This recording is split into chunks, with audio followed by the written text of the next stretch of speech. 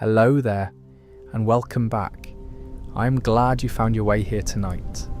Maybe the day has been noisy, maybe your thoughts have been moving in circles, or maybe you simply want to wander somewhere slow for a while, through mud, lamplight, horses, weather, and all the tiny things in Red Dead Redemption 2 that most people pass without noticing. Tonight is not about the big robberies or the grand speeches. It is about the almost useless details, the quiet pieces of craft that sit behind the story like dust on a windowsill, making the world feel alive, even when nothing important is happening. The strange beauty of Red Dead Redemption 2 is that its smallest details often do not ask to be admired. They are not always tied to missions, rewards, trophies, money or progress. A horse flicks its ear, a bottle catches light, a newspaper carries a name that connects to a later conversation. A town changes after trouble passes through it. A stranger remembers Arthur's face. Snow gathers on his shoulders, mud dries on his boots. These touches are almost useless in the practical sense, but they are not useless to the feeling of the world. They help the frontier breathe. In Coulter, the snow is not just a white surface laid over the opening chapter. It presses into the story. Horses leave tracks through it, wheels and boots cut paths into it, and the cold seems to swallow sound around the gang. Arthur's clothing collects frost, his breath hangs in the air, and the whole camp feels smaller because the mountain weather has made survival the first problem. That detail is easy to take for granted, but it quietly teaches the body of the story. Before Dutch can promise freedom, before the gang can dream of money, food and warmth already matter. The snow also tells the eye where people have been. Trails remain for a while, turning movement into memory. A path through fresh powder says someone crossed here recently, even if the person has already vanished into the trees. That is one of the game's most delicate forms of realism. The land remembers contact. Mud does the same thing later, and so does dust, blood, ash, rain, and trampled grass. The world becomes convincing because bodies leave evidence behind them, and evidence makes even empty places feel recently inhabited. That same idea, the world leaving evidence on things, eventually reaches Arthur himself. Arthur's beard and hair grow over time, which is a famous detail now, but it still carries a quiet emotional force. It means the body is not frozen outside the passage of days. A man who keeps riding, sleeping outdoors, fighting, coughing, drinking, and returning to camp will not look exactly the same forever. Hair tonic can push the change faster, barbers can shape it back, and the mirror can make the transformation feel oddly intimate. The detail is almost silly on the surface, but underneath it says that Arthur lives inside time, not outside it. The body changes, and then the clothes tell the same story from the outside. Clothing gathers the world too. Snow clings, rain darkens fabric, mud stains trousers, blood marks shirts, and dust dulls clean outfits after enough travel. A coat is not just a coat once it has crossed the grizzlies, Valentine mud, Lemoyne rain, and desert heat. The wardrobe system could have been a simple costume drawer, but the dirt and weathering make clothing feel used. The body carries the road. That is one of the reasons Arthur can look tired before anyone says he is tired. Even the smallest part of Arthur's outline can become part of that road-worn identity. Hats have their own small life. Arthur can lose his hat in a fight, knock another man's hat off, pick up a stranger's hat, or walk back to camp wearing something ridiculous after a violent afternoon. The hat can become almost a little character. especially because Arthur's own hat is so visually tied to him. When it falls in mud or disappears during chaos, the scene gains an ordinary clumsiness. A legendary outlaw still has to bend down and get his hat back if he wants to look like himself again. The horse system is full of tiny emotional tricks. A new horse does not trust Arthur immediately. It startles more easily, responds less smoothly, and only gradually becomes comfortable through brushing, feeding, calming, riding, and surviving together. The bond level is a mechanic, but the feeling is gentler than a number. The horse becomes familiar through repeated care. By the time it turns its head toward Arthur's voice, or stands steady under gunfire, the relationship feels earned in a way that sneaks up quietly.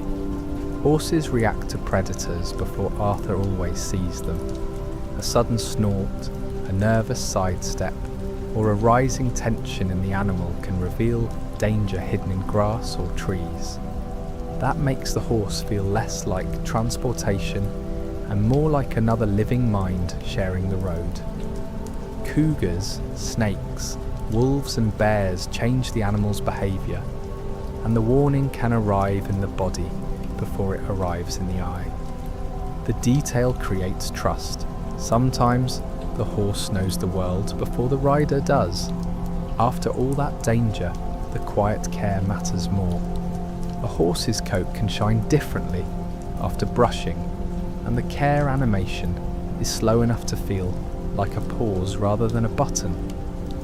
Brushing away dirt after a hard ride does almost nothing for the main plot, but it says something about attention.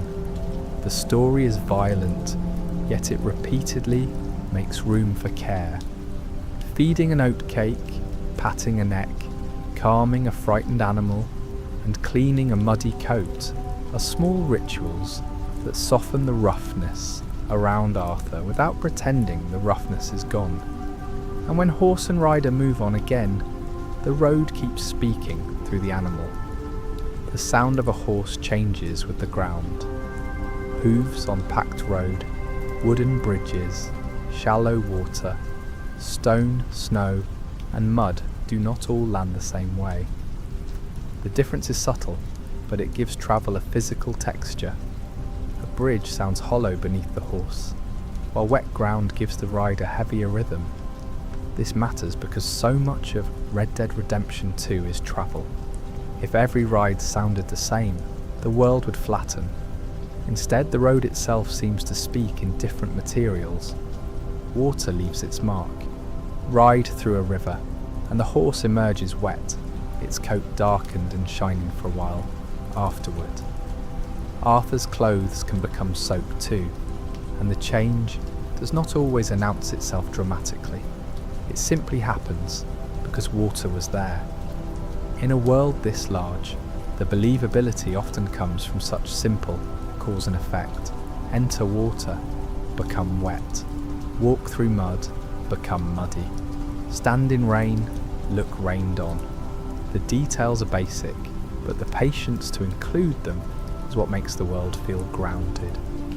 From water and weather, the trail naturally leads back to fire, because camp is where the road tries to become shelter. Campfires are full of small movements. People warm their hands, shift their weight, drink coffee, sit with tired posture, and speak in ways that do not always matter to the plot. The camp is not only a mission hub, it is a living arrangement. The way people gather near light after dark says as much as any speech about family.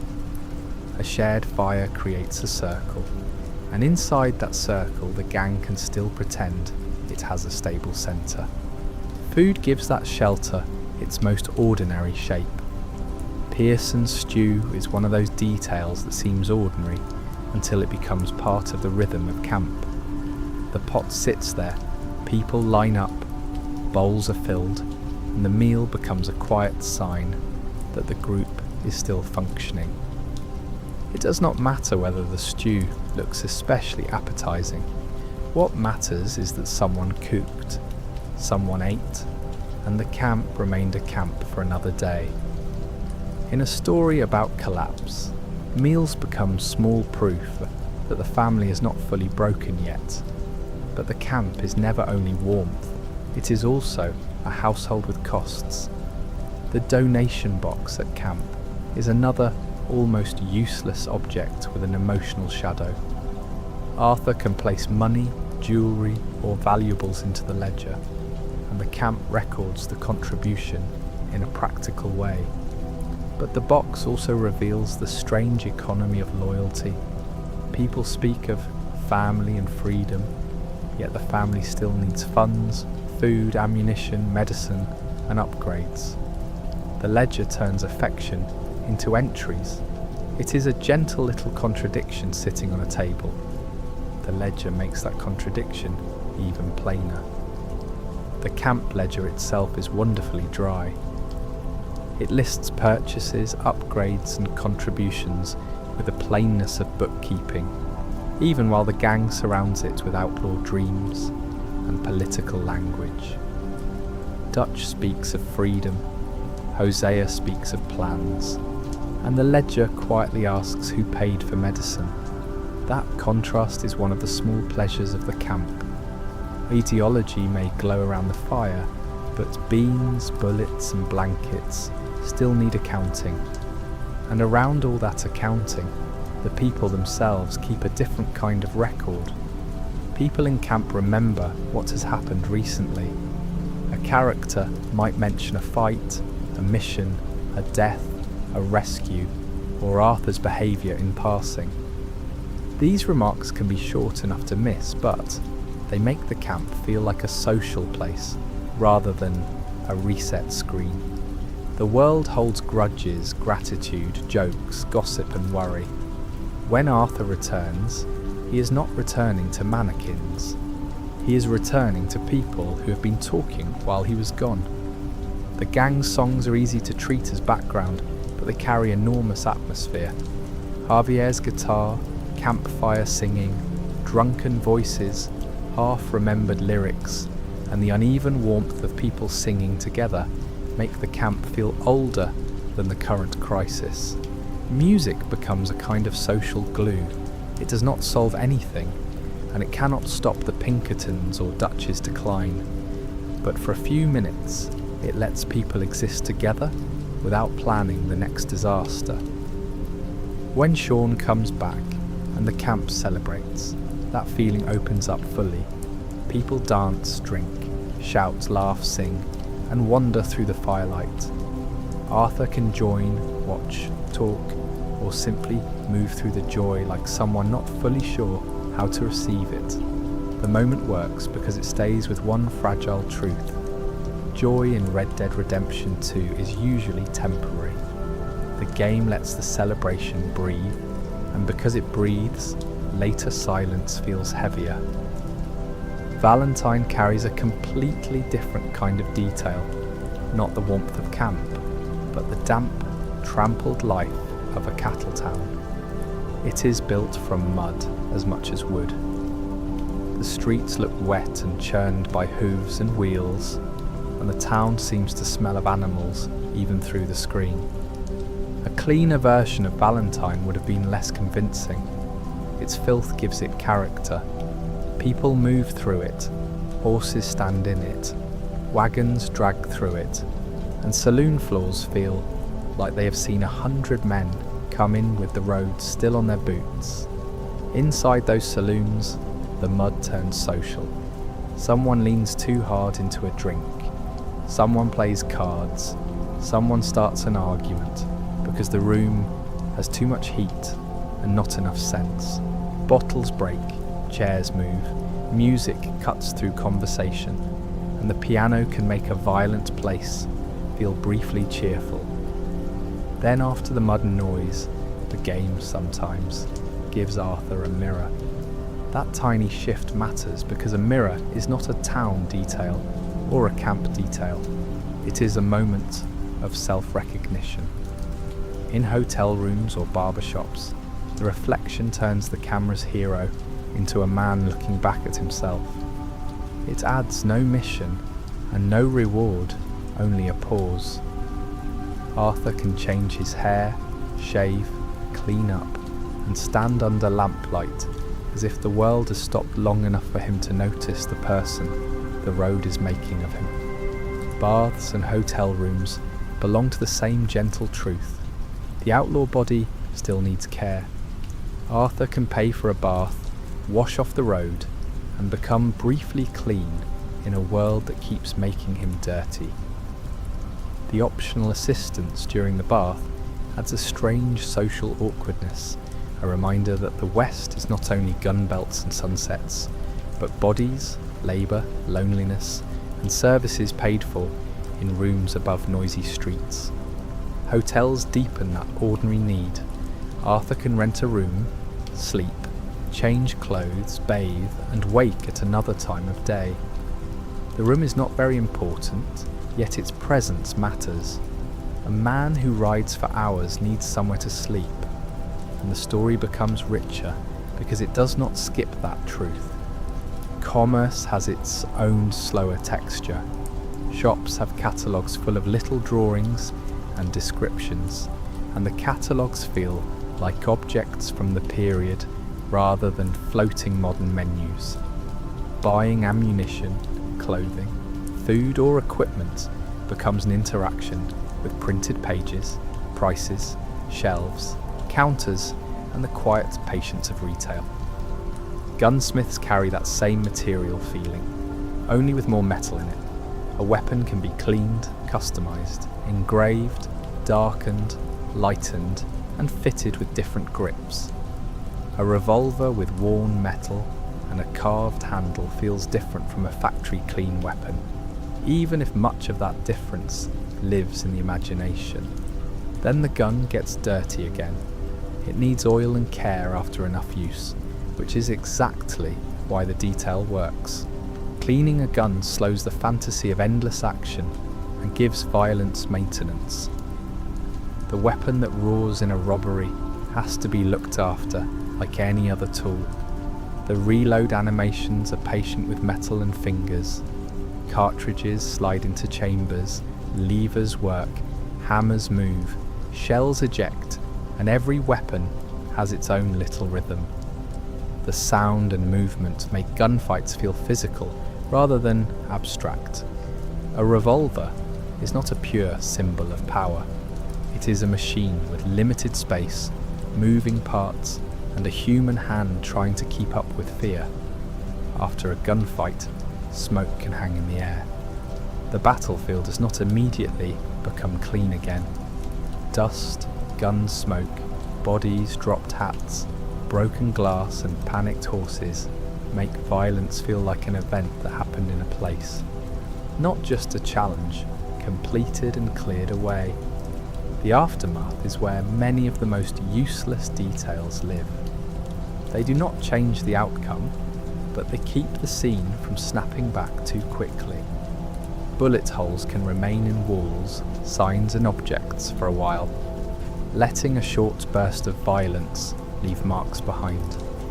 A saloon or storefront that has been shot up carries the memory of panic in tiny dark circles.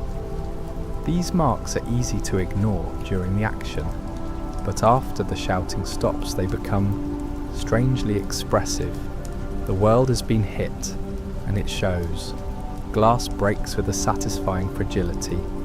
Bottles, windows, lamps and shop displays can shatter, scattering brightness and danger into the room. It is a small physical pleasure, but it also makes interiors feel less untouchable. A place where nothing breaks is never fully believable. A place where one bad moment can send glass across the floor feels much closer to life. Lamps of fire bring their own kind of risk. A lantern can be carried, dropped, or used to bring light into darkness. But flame also belongs to a world of wood, canvas, oil, and dry grass. Fire feels old in Red Dead Redemption 2. It is comfort at camp, danger in a fight, signal in the distance, warmth in cold weather, and destruction when it spreads. One element carries many moods. Once fire has been placed in the world, darkness begins to matter around it. The night is not just a darker version of day. Sounds change, towns quiet down, lamps become more important, animals move differently, and the land feels more uncertain. A road that looked harmless at noon can feel lonely after dark. The detail matters because a frontier without night could lose half its soul. Darkness gives the world privacy. It lets cabins glow, fires matter, and distant riders become questions. Night changes the road by covering it. Weather changes it by rewriting the mood. Weather rolls in with surprising patience. Storm clouds gather, rain begins, thunder arrives, and the light changes over the land. The weather is not only visual spectacle, it changes mood, sound, clothing, ground, and travel. A sunny ride across the heartlands feels open and easy. The same ride under heavy rain feels more exposed and inward. The map remains the same, but the sky rewrites it. Inside that weather, even a flash can feel like a detail with intention. Lightning sometimes illuminates the world in brief white flashes, turning trees, roofs, and hills into sharp silhouettes for a heartbeat. It is a tiny dramatic trick, but it makes storms feel alive. The light does not stay long enough to become comfortable. It reveals and vanishes, leaving the road darker than before. After storms and darkness, morning has its own quieter language. Morning fog softens distance. In certain places, especially near water or low ground, the world seems to wake slowly through mist. Horses, fences, trees and roofs appear in layers, as if the land is remembering itself. Fog is not a major system anyone needs to master. It is atmosphere in its purest form, a little veil between the eye and the map. As the fog lifts, light begins doing its subtler work on towns. The sun changes the personality of buildings. Valentine in morning light, roads under afternoon heat, Saint-Denis under gas lamps, and Strawberry in damp mountain air do not feel like the same kind of place. Architecture matters, but light teaches the architecture how to feel. A storefront can look cheerful in 1 hour and lonely in another. Saint-Denis is filled with motion that has almost nothing to do with Arthur. Streetcars move, police patrol, workers pass, well-dressed citizens hurry, and the city seems to continue with its own concerns. The density is the detail. Arthur feels smaller there because the city has no need to make him central. It is one of the clearest ways the world tells him the age of outlaws is ending. Inside that motion, the streetcar becomes the clearest little emblem. The streetcar is one of the best small symbols in Saint-Denis. It follows rails, obeys schedules, and belongs to a modern system that does not care about the old romance of the open road. A horse can turn, bolt, hesitate, or bond with its rider. A streetcar moves along the line laid for it. That contrast quietly says a lot about the changing world. Above the rails and crowds, the city's air tells the same story. Smoke from factories and chimneys makes Saint-Denis feel as if the sky itself has been made tired. The city is impressive, but it is not clean. Industrial progress arrives with soot, noise, crowded streets, and a feeling of pressure. The detail is not subtle when noticed, but it works best in the background, darkening the air around all the money and manners. And in a city like that, even reputation starts to feel industrial. Newspapers update after events, and their articles often frame the gang's actions through rumour, public fear, or official language. This is a beautiful little layer because it shows Arthur how the world talks about him when he is not in the room. A robbery becomes a report. A disaster becomes print. Names and crimes become public record. The outlaw life passes into paper. And paper is harder to outrun than hoofprints. The printed record is one version of memory. The faces in the street are another. The way people recognise Arthur after crimes gives towns a memory. A place can feel more suspicious after trouble. Lawmen can become more alert, and ordinary citizens may react differently to a familiar, dangerous face. Even when the systems are imperfect, the idea matters. The world is not supposed to forget everything by morning. Reputation is a kind of weather that follows the gang from place to place. Wanted posters turn human beings into objects of public reading. A face, a name, a bounty amount, and a crime become enough to summon pursuit. The poster is simple, but it reduces a life into information. For Arthur and the gang, that is part of the closing world. Identity becomes something printed, circulated, priced, and hunted. Bounty hunters can find Arthur in the open world, arriving like the past, catching up with him on horseback. Their presence changes the feel of travel, because the wilderness is not empty safety. A man with a price on him carries danger, even into quiet places.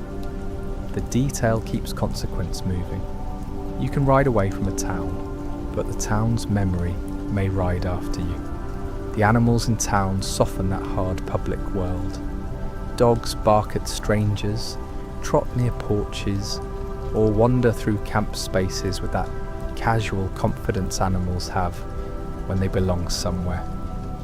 Arthur can greet them, and the greeting does not matter much beyond the little warmth it brings. Yet that warmth is exactly why it matters. Cats appear too, slipping through alleys or sitting near buildings with private importance. They are not grand animals, not legendary beasts, not symbols of conquest. They are simply there, making towns feel lived in. Birds do something similar in the open. They scatter from grass, fences, rooftops, or water, and the movement makes space feel sensitive. The world reacts not only with enemies and missions, but with small nervous lives. Predators hunt prey even when Arthur is not asking them to. Wolves chase, eagles strike, alligators wait, foxes move through brush, and the food chain turns quietly behind the drama of the gang. These little wildlife moments are almost easy to miss because they belong to the land more than the story. That is their strength. The animals are not always performing for Arthur. Sometimes he is simply passing through their world. Alligators in Lemoyne change the meaning of water and shore. A swamp without them would still look eerie, but with them the place gains a slow prehistoric patience. They lie half hidden, sudden only when the distance has become too small. Their stillness is the detail. The danger does not need to chase loudly. It can wait, looking like a log until the world remembers it has teeth. Snakes frighten horses, and because snakes are small, the reaction can feel wonderfully unfair. A huge animal that will carry Arthur through gunfire may still panic at a coil in the grass. That contrast gives the horse a mind of its own. Courage is not a single setting. A horse can be brave around bullets and nervous around things that move quietly underfoot. The hunting system gives animals different qualities: poor, good, perfect. That could have been a dry mechanic, but it changes the way the eye moves through the wilderness. A deer is no longer just a deer. It becomes a creature with condition, distance, movement, and consequence. The pelt can be damaged by the wrong weapon or a bad shot, so care enters the act. Even hunting asks for attention. Tracking animals creates a slow relationship with the land. Droppings, broken branches, trails, sounds and direction of movement become clues, and the wilderness turns into a page that can be read. This makes hunting feel older than trains, banks, catalogues, ledgers and Pinkertons.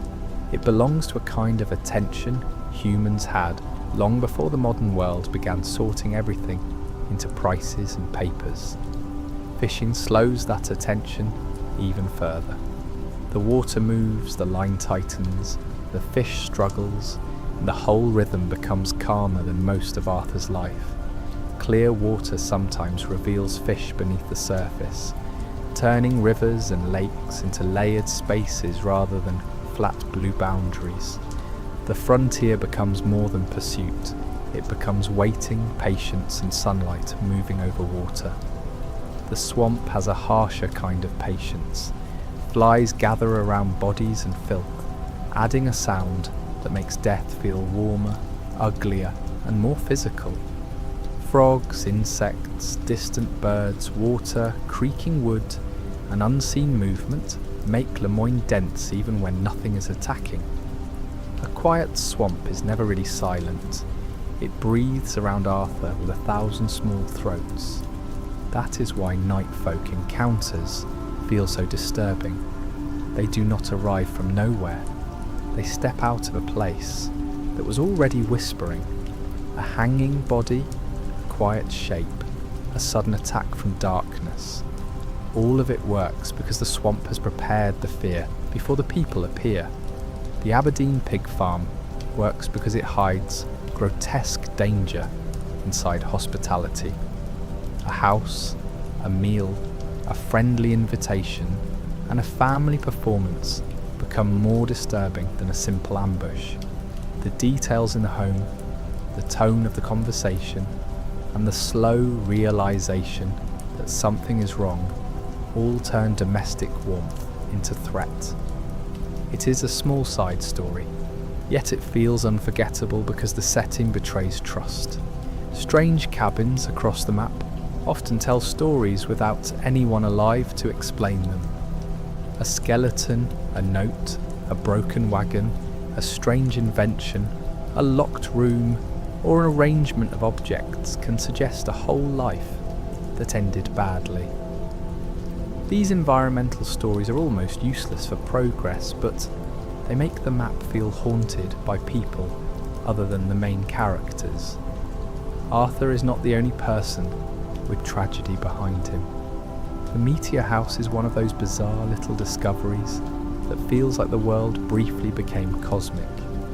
A home struck by a meteorite turns ordinary frontier space into a reminder that danger can fall from the sky without caring about guns, banks or plans. The detail is strange, almost darkly funny, and it widens the world for a moment beyond human conflict. From one impossible accident, the land opens into a much older scale.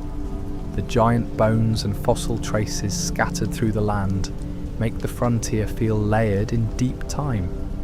Before towns, railroads, gangs or borders, there were older bodies in the earth. Finding bones does not change Arthur's fate, but it changes the feeling of the map. The land has been holding secrets longer than any outlaw has been alive. That older scale is why the collectibles work best when they're treated as invitations rather than chores. Dinosaur bones, rock carvings, dream catchers, and other collectibles work best when treated not as checklists, but as quiet reasons to look closely. They pull the eye toward cliffs, trees, ridges, caves, and forgotten corners. Their usefulness is almost beside the point. They teach wandering. They give the world more surfaces where attention can rest. The strange statue's puzzle is memorable because it feels older and colder than the surrounding story. Hidden spaces like that make the map seem full of human attempts to create meaning in secret. The statues do not explain themselves easily, and that uncertainty is part of the pleasure. A world that explains every oddity too cleanly becomes smaller. From hidden old stone, the strangeness can move back into the city. The vampire of St. Denis turns the city into a gothic whisper. Clues written on walls, dark alleys, and a figure who may or may not fit the rational world create a side mystery that feels almost like another genre slipped through the cracks. It does not need to connect to Dutch or Arthur's illness to matter. It reminds the city that modern streets can still hold old fears. Then the railroad itself, usually a symbol of progress, gets its own ghost.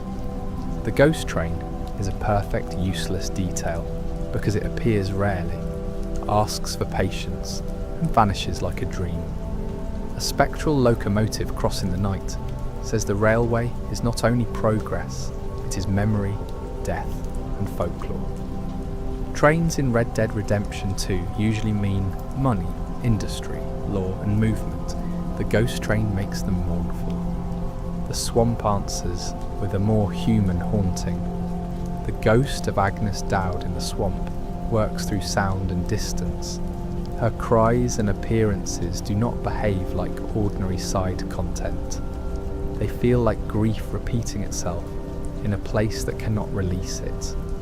Whether treated as folklore, haunting, or environmental sadness, the detail deepens the swamp. Lemoyne becomes a landscape where history has not finished suffering. And then, at the far edge of the believable, the sky opens too. UFO encounters sit at the opposite edge of the strange. They are brief, eerie, and almost ridiculous, yet the world holds them with a straight face. The cabin, the notes, the bodies, and the light in the sky make the frontier suddenly vertical again, connected not only to the past beneath the ground, but to impossible things above it. The robot connected to Marko Dragic is one of the most unexpectedly sad details in the game.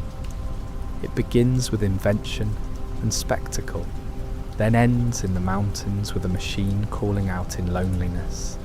The detail is not useless once it is felt.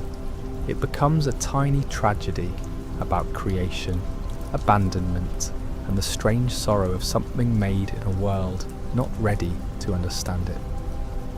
Marko Dragic's laboratory gives electricity a theatrical weirdness.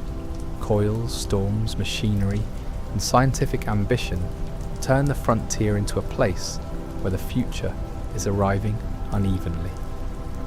Not all progress comes through trains and factories. Some of it arrives through eccentric men in strange rooms, making lightning feel briefly personal.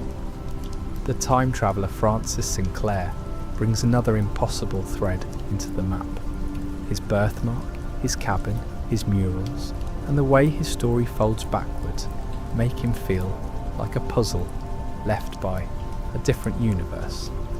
Yet the detail fits because Red Dead Redemption 2 is already a story about time, the end of the frontier, the past catching up, the future pressing in. Francis simply makes that theme literal and strange. The serial killer clues across the map are awful in a deliberate way.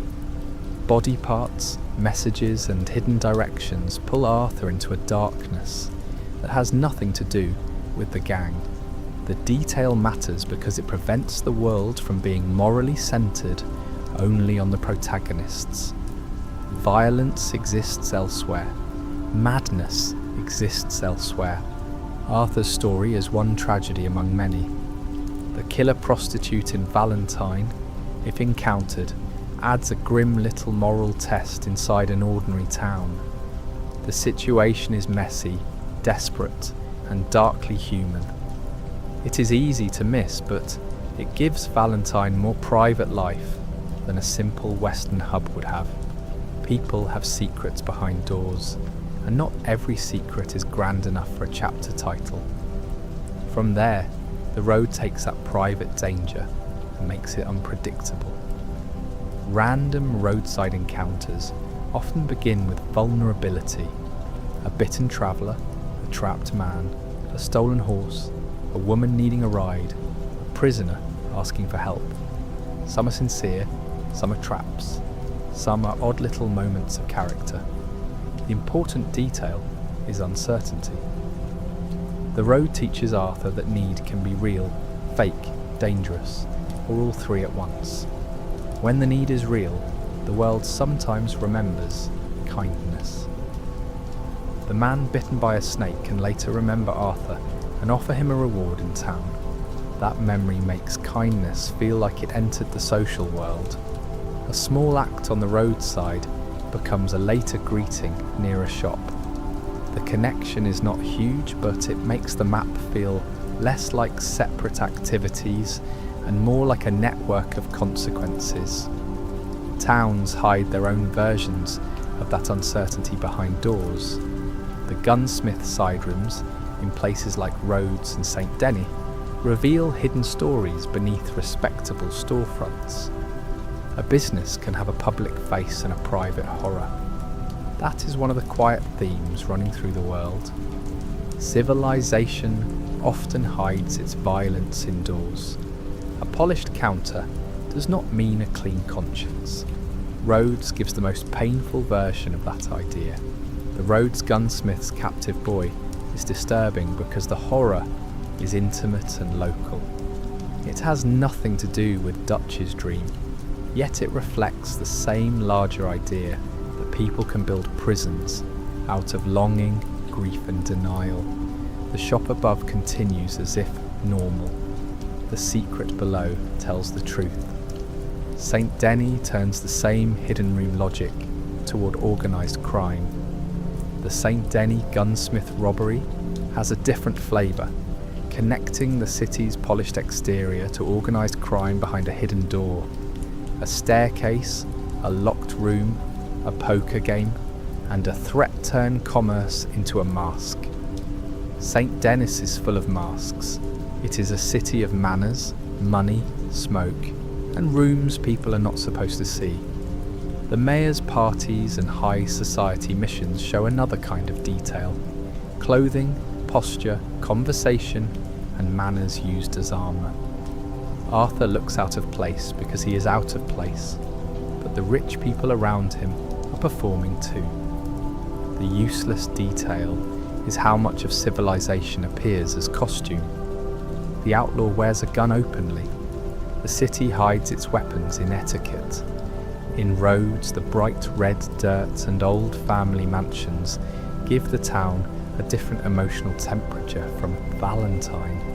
It feels drier, older, more trapped in history. The Greys and Braithwaites could have been simple rival names, but the setting around them makes the feud feel baked into the land. The roads themselves seem stained by old pride.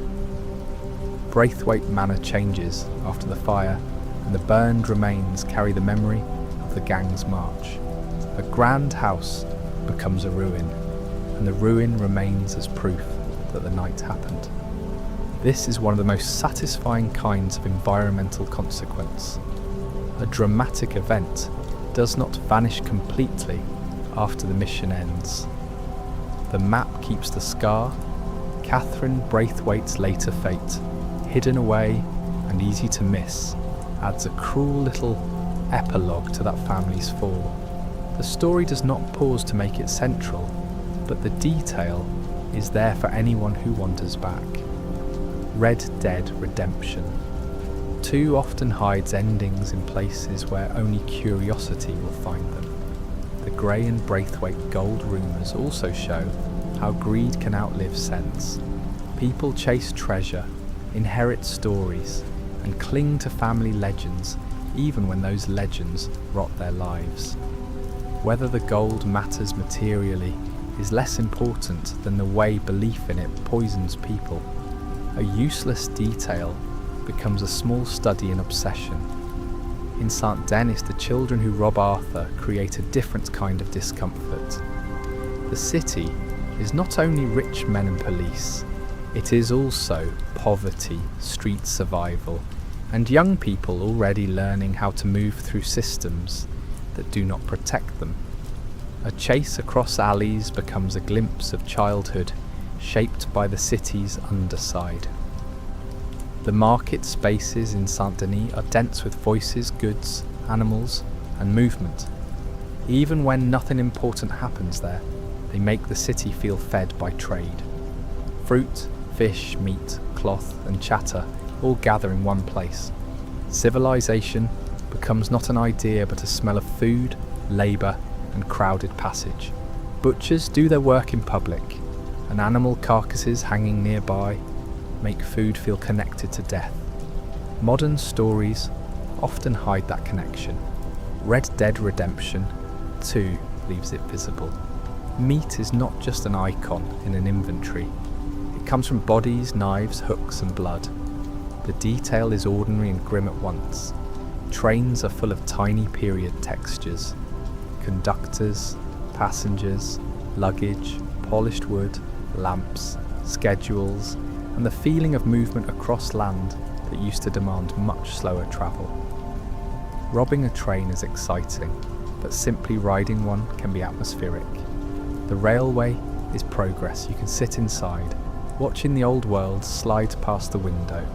Train whistles carry over distance, announcing movement before the machine appears.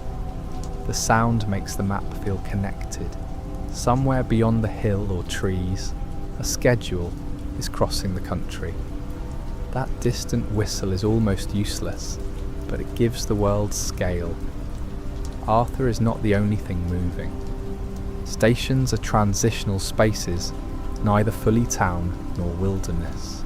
People wait, cargo sits, horses stand nearby, and the rails point outward. They have a melancholy quality because they imply departure.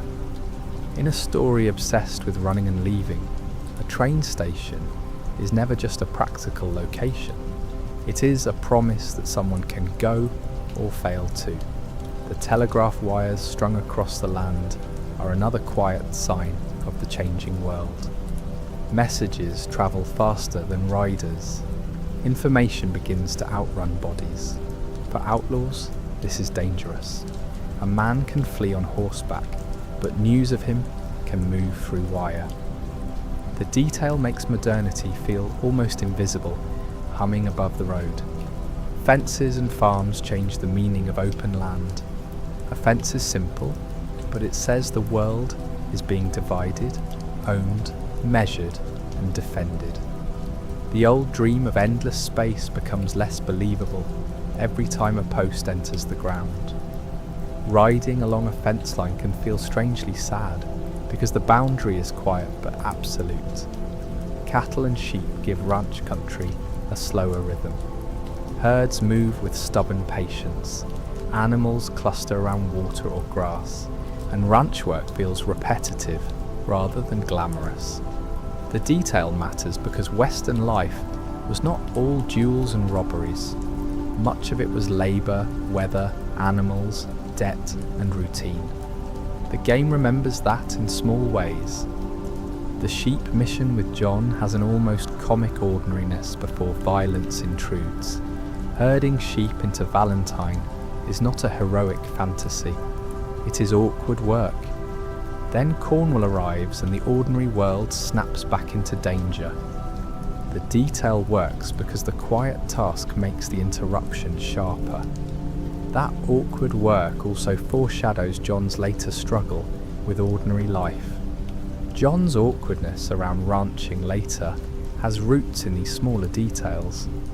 He can ride and shoot, but ordinary work asks for a different patience. Red Dead Redemption. Two plants that contrast early through the world itself. The land is full of tasks that do not care about outlaw pride. Animals need moving, fences need fixing, food needs gathering, and weather keeps coming. From work on the land, the story moves naturally to Arthur's habit of noticing the land. Arthur's journal is one of the most important useless treasures in the game. He sketches animals, buildings, plants, strangers, oddities, and memories with surprising tenderness. The drawings reveal a tension he rarely speaks aloud. a man who calls himself rough and bad still stops to draw a bird or a flower. The journal quietly contradicts his own harsh opinion of himself. The drawings matter, and so does the hand that writes beside them. The handwriting in the journal shifts the story into Arthur's private pace. The entries are not polished speeches. They feel like thoughts set down between rides, sometimes funny, sometimes guilty, sometimes observant in ways Arthur might never admit by the fire. The detail matters because it lets the inner life appear without forcing Arthur to say everything out loud. That same close attention reaches down into the grass. Plants can be studied, picked, cooked with, sold, or used in tonics, but they also make the wilderness feel botanically specific. Yarrow, ginseng, thyme, oregano, mint, berries, mushrooms, and other plants give the land names beyond town names. Knowing a place through its plants is different from knowing it through roads. It is slower and closer to the ground. And when those plants meet the campfire, survival becomes almost domestic. Cooking meat with herbs is an especially small domestic detail. A piece of game becomes more useful when seasoned, and the action at a campfire feels older than the gang's troubles. Arthur crouches by flame, prepares food, and briefly becomes not an outlaw, but a hungry person taking care of a body. The world's violence recedes for a moment into the ordinary need to eat. Coffee at camp is one of the quietest comforts. A tin cup, a pot, morning light, and people waking into another uncertain day can say more about survival than another speech about loyalty. Coffee does not change the story, but it belongs to the texture of being alive together. The gang's dream may be falling apart, yet someone still drinks something warm before the next ride. That is the sort of detail that makes camp feel like a temporary household instead of a menu of chores and missions. Cigarette cards belong to a different theme, the commercial world creeping into the frontier. The cards are colourful, disposable, and mass-produced, yet they send Arthur across the map, searching through drawers, shops, stations, and pockets. Premium cigarettes can be bought partly for the prize inside, making the smoke matter less than the printed collectible. It is a small joke about consumption, but it fits a world where advertising, catalogues, newspapers, and branded goods are beginning to wrap themselves around everyday life. Even leisure is becoming something to collect, sort, and complete. The theatre shows in St. Denis reveal the city's appetite for spectacle. Performers sing, dance, recite, joke, and perform strange acts under stage lighting, while Arthur sits in the crowd, like a man briefly outside his own story. The room has a social body because the crowd reacts. Applause, laughter, restlessness, and attention make the stage feel shared. Arthur is not watching a cutout show in an empty void. He is one person in a room full of people choosing, for a little while, to be entertained together. Moving picture shows add another layer of the future arriving. Early film exists in the world as novelty, amusement, and technological wonder. For a story about the death of the Old West, the presence of cinema is quietly perfect. The kind of world that will later turn outlaws into legends is already learning how to project images in the dark. Photography appears through Albert Mason and other details, capturing animals, people, and moments with a new kind of permanence. A photograph can preserve what the frontier is losing. That makes the camera both gentle and mournful. It watches the old world even as the old world disappears. Albert Mason's wildlife photography missions are funny because he's so vulnerable to the animals he wants to admire. yet they are also sweet. He looks at the wilderness with wonder rather than conquest. Arthur, who often approaches animals through hunting, gets pulled into a different relationship with them. The camera asks for patience instead of bullets. Hamish Sinclair's missions carry a similar gentleness.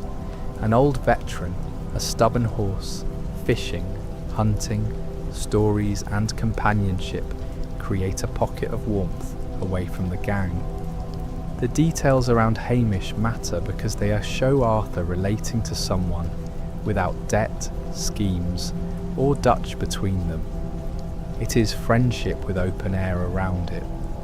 The veteran's missing leg is not treated as a single, defining trait, but it shapes how he lives, moves, jokes, and remembers war. That kind of detail gives him dignity. He is wounded but not reduced to the wound. Red Dead Redemption 2 often finds its deepest humanity in characters who appear briefly and still feel like they have whole lives behind them. Charlotte Balfour's story is another quiet detail that grows into something tender. A widow, alone in the wilderness, learns to survive with Arthur's help. The missions are simple, but the emotional shift is large. Arthur becomes useful without being cruel, strong without being predatory, and present without asking much in return. Charlotte later being able to survive on her own makes the help feel meaningful. The detail is not about making Arthur a perfect saviour. It is about one person teaching another enough to continue. In a story where so many people depend on destructive loyalty, Charlotte's independence feels clean and kind. The Downes family changes over time in ways that are painful to witness. Thomas Downes is not just a debtor after Arthur learns the cost of that encounter. Edith and Archie later become living reminders of what Arthur's old work did to vulnerable people. The useless detail becomes morally central because the world refuses to let that debt collection stay small. Edith Downes recognising Arthur later gives guilt a face. It is one thing for Arthur to know he has done bad things. It is another for someone harmed by those things to stand in front of him. The detail matters because guilt in Red Dead Redemption 2 is not abstract. It comes back as people, names, coughs, hunger, and shame. The way Arthur can greet or antagonise almost anyone creates a surprising social texture. A simple greeting can make him seem human, polite, awkward, or briefly charming. Antagonising can turn a street sour very quickly. The system is small, but it gives ordinary encounters a little moral temperature. Arthur's tone becomes part of the world. The system becomes even stranger when politeness goes on too long. Repeated greetings sometimes become funnier as Arthur keeps pushing a conversation. A polite hello can become a strange little social performance if he says too much. This is one of those details that reminds us the game understands awkwardness. Not every interaction needs to be heroic or meaningful. Some can simply be weird because people are weird. That awkward social comedy becomes full chaos when drinking takes over. Drunkenness changes movement and speech, especially in the famous Valentine night with Lenny. The scene works because it commits to confusion, shift in faces, repeated shouting, stumbling, lost time, and the ridiculous warmth of two friends becoming idiots together. It is comedic detail, but it also gives Arthur a rare night of looseness before the story tightens again. The funniest detail in that chaos is also the simplest. The way Arthur shouts Lenny's name in different distorted forms is one of the most memorable, useless details in the game. It does nothing important, yet it captures drunken affection perfectly.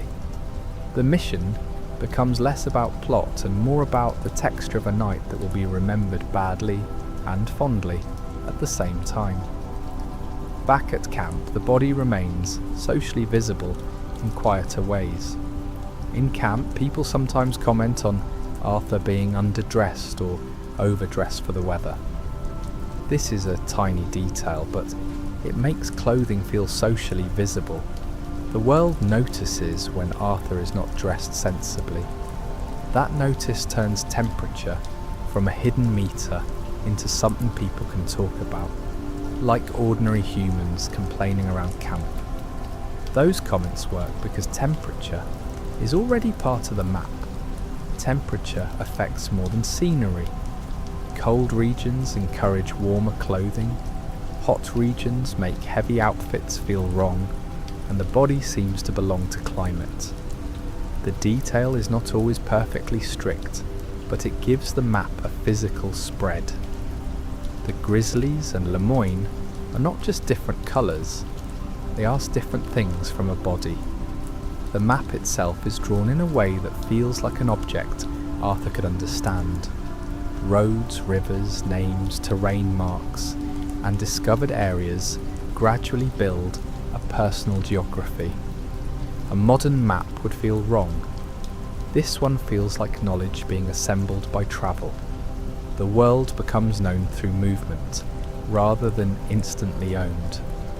Fast travel exists, but the world is designed so that riding remains meaningful. That is why so many useless details live on roads. Strangers, weather shifts, animal behaviour, ambushes, views, trains, wagons, smoke, and distant lights. The road is not empty space between important places. The road is one of the main characters. Wagons creak, wheels hit ruts, cargo shifts, and drivers shout or mutter through travel. The sound of wagons makes towns and roads feel worked. People are moving goods, not just scenery. Commerce becomes audible in wood, iron, and animal breath. Stagecoaches are both transportation and targets, depending on Arthur's mood and circumstances. The same object can mean convenience, crime, income, or danger. This flexibility makes the world feel less segmented. A coach is not only one kind of thing, it belongs to travel, economy, law, theft, and routine all at once. Wagon fences like Seamus create an underworld of stolen goods that feels almost domestic. A barn, a conversation, a price, and a stolen wagon become part of the gang's economy. Crime is not always dramatic. Sometimes it is a transaction in daylight with someone who has decided not to ask too many questions. The horse fence unlocked later gives stolen horses a similar shadow economy.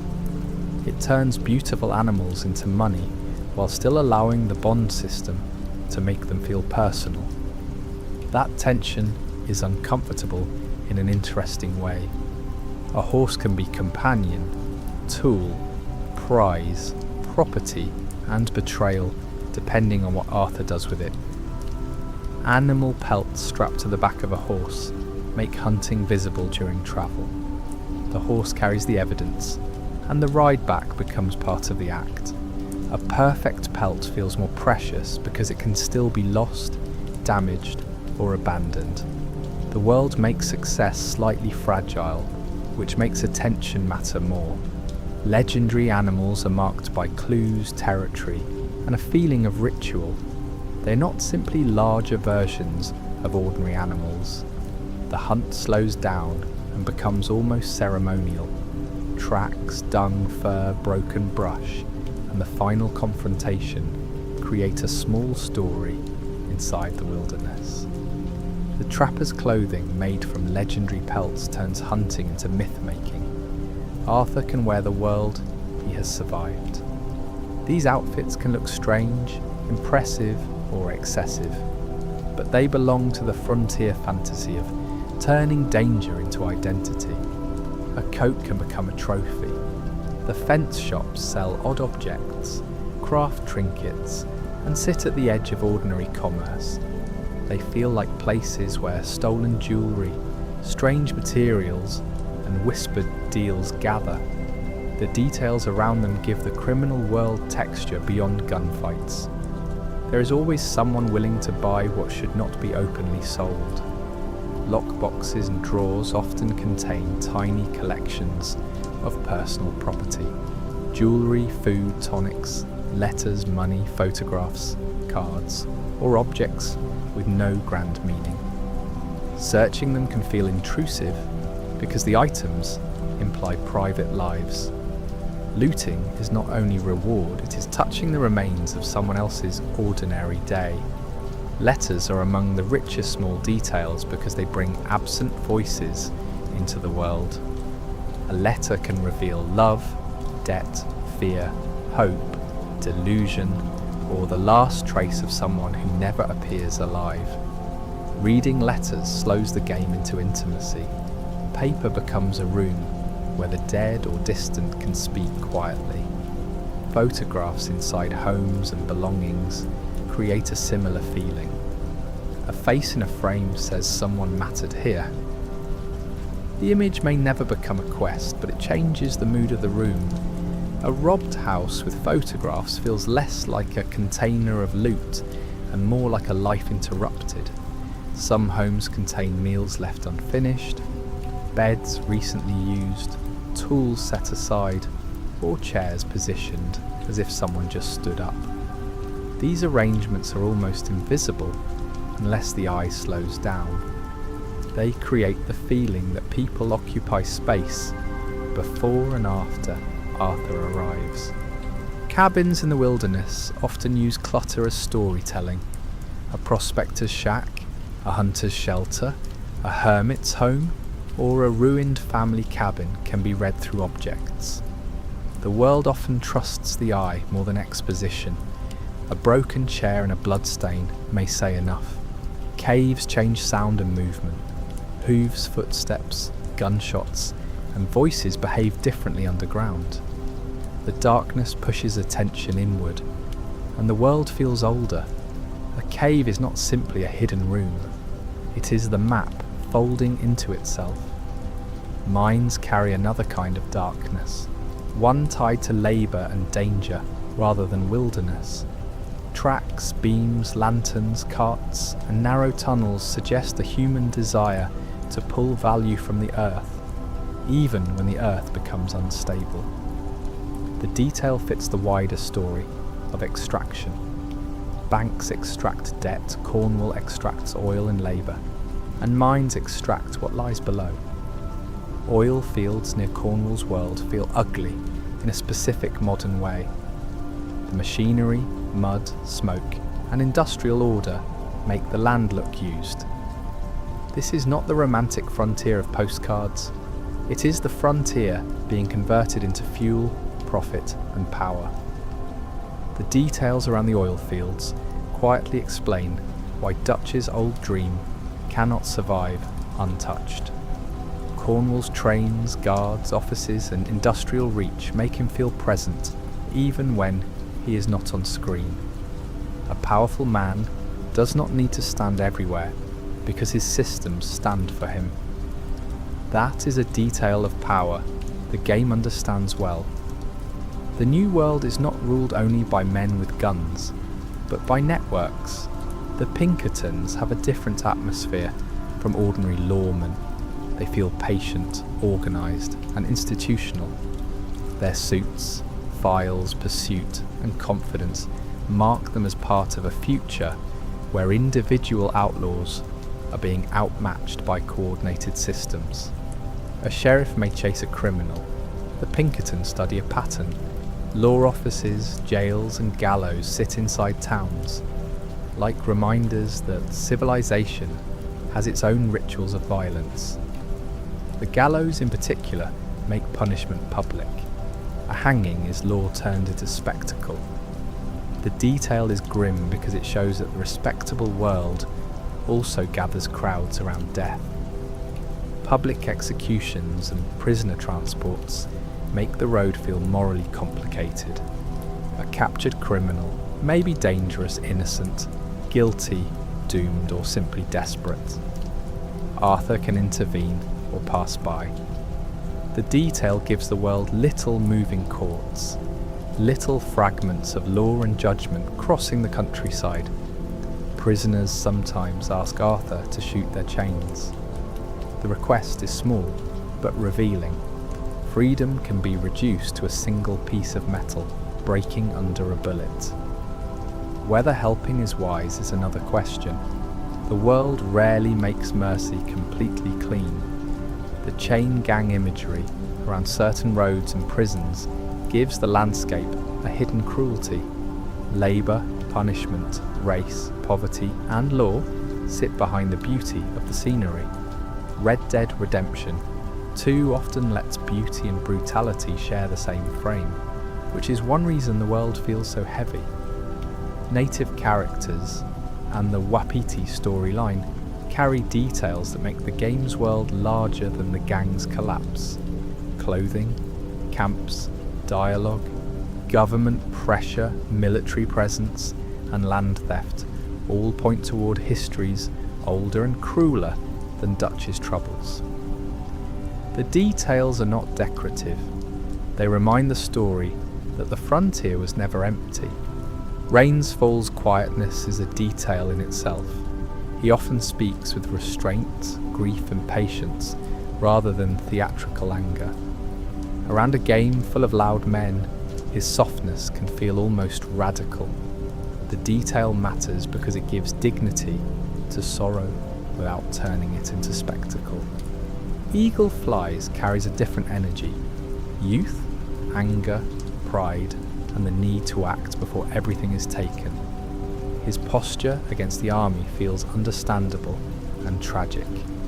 The details around him show how easily righteous anger can be pushed into a trap by forces waiting to exploit it.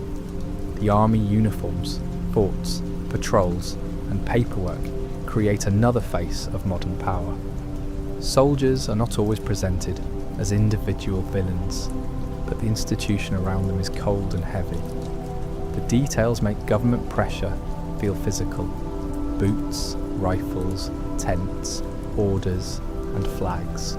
Guarma has different light, plants, animals, uniforms, and air. Whether someone loves or dislikes the chapter, the shift is unmistakable. The world briefly becomes tropical, colonial, humid, and disorienting. Arthur is far from the familiar map, and the details make that distance felt. The animals in Guarma are easy to miss because the chapter moves quickly, but their presence makes the island feel like a real place, rather than only a combat detour. Strange birds, snakes, and tropical life suggest an ecosystem beyond the revolution around the plantation. Even in a compressed chapter, the natural world keeps working. Back on the mainland, Beaver Hollow feels wrong before anything fully ends. The cave, the damp, the darkness, the distance from earlier camps, and the camp's emotional coldness all signal decline. It is not just another location, it is the gang moving underground in spirit before it collapses in fact. Camp mood changes over time in small ways. People stop singing as much, conversations become sharper, suspicion grows and the space feels less like refuge. This is one of the most important hidden details in the story. The camp does not fall apart only in cutscenes. It decays socially in the air between them. Molly's loneliness can be felt around camp before her final scene. She's often isolated, drunk, bitter or ignored, which makes her later collapse feel less sudden. The detail is painful because the gang calls itself family while failing to notice someone drowning right beside them. Karen's decline is similarly quiet. Her drinking grows heavier, her brightness dims, and the camp loses another part of its early warmth. Not every tragedy gets a heroic final mission. Some people fade in plain sight. That is one of the cruelest details in the camp. Tilly's survival feels meaningful because she carries a past of danger and finds a way beyond the gang. Her details are often understated.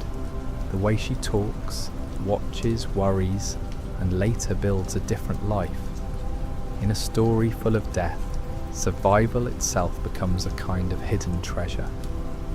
Mary Beth's reading and writing give her a private future beyond the camp. Her books, romantic imagination, and later career suggest that not everyone is trapped inside the outlaw identity forever.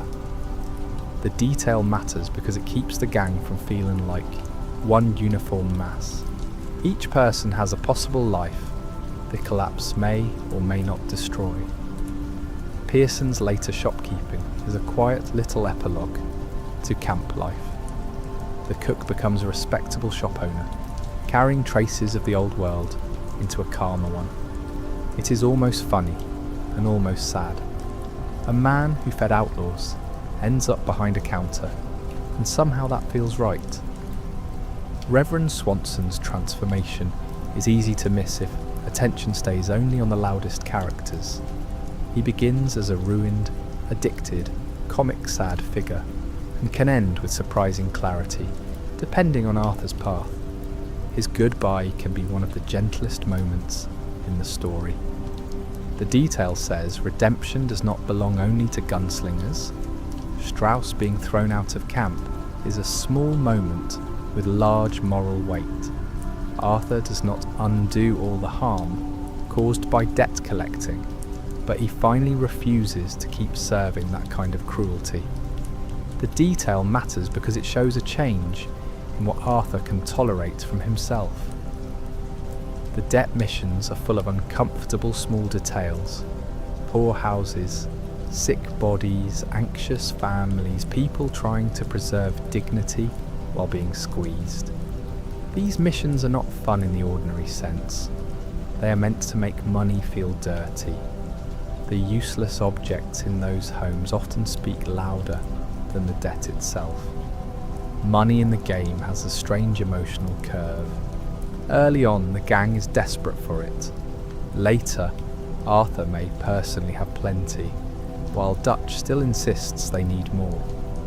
That detail quietly exposes the lie in the plan. The problem was never only money. The problem was a dream that kept moving the finish line. Dutch's tent often looks better than the tents of people who trust him. That visual detail says a great deal, without needing an argument. The leader of a starving, hunted family still occupies a space that marks him as central.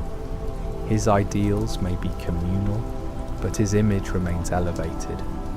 Dutch's speeches repeat ideas of faith, freedom, and one more plan, and the repetition itself becomes a detail of decline.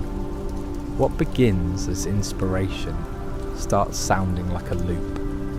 The words do not change enough because Dutch cannot change the story he needs others to believe. Micah's camp presence changes the atmosphere. He leans, mocks, needles, and occupies space like someone testing the walls for weakness. The detail is not only in what he says, but where he stands and how he seems to enjoy discomfort. He makes the camp feel less safe simply by being comfortable in its rot.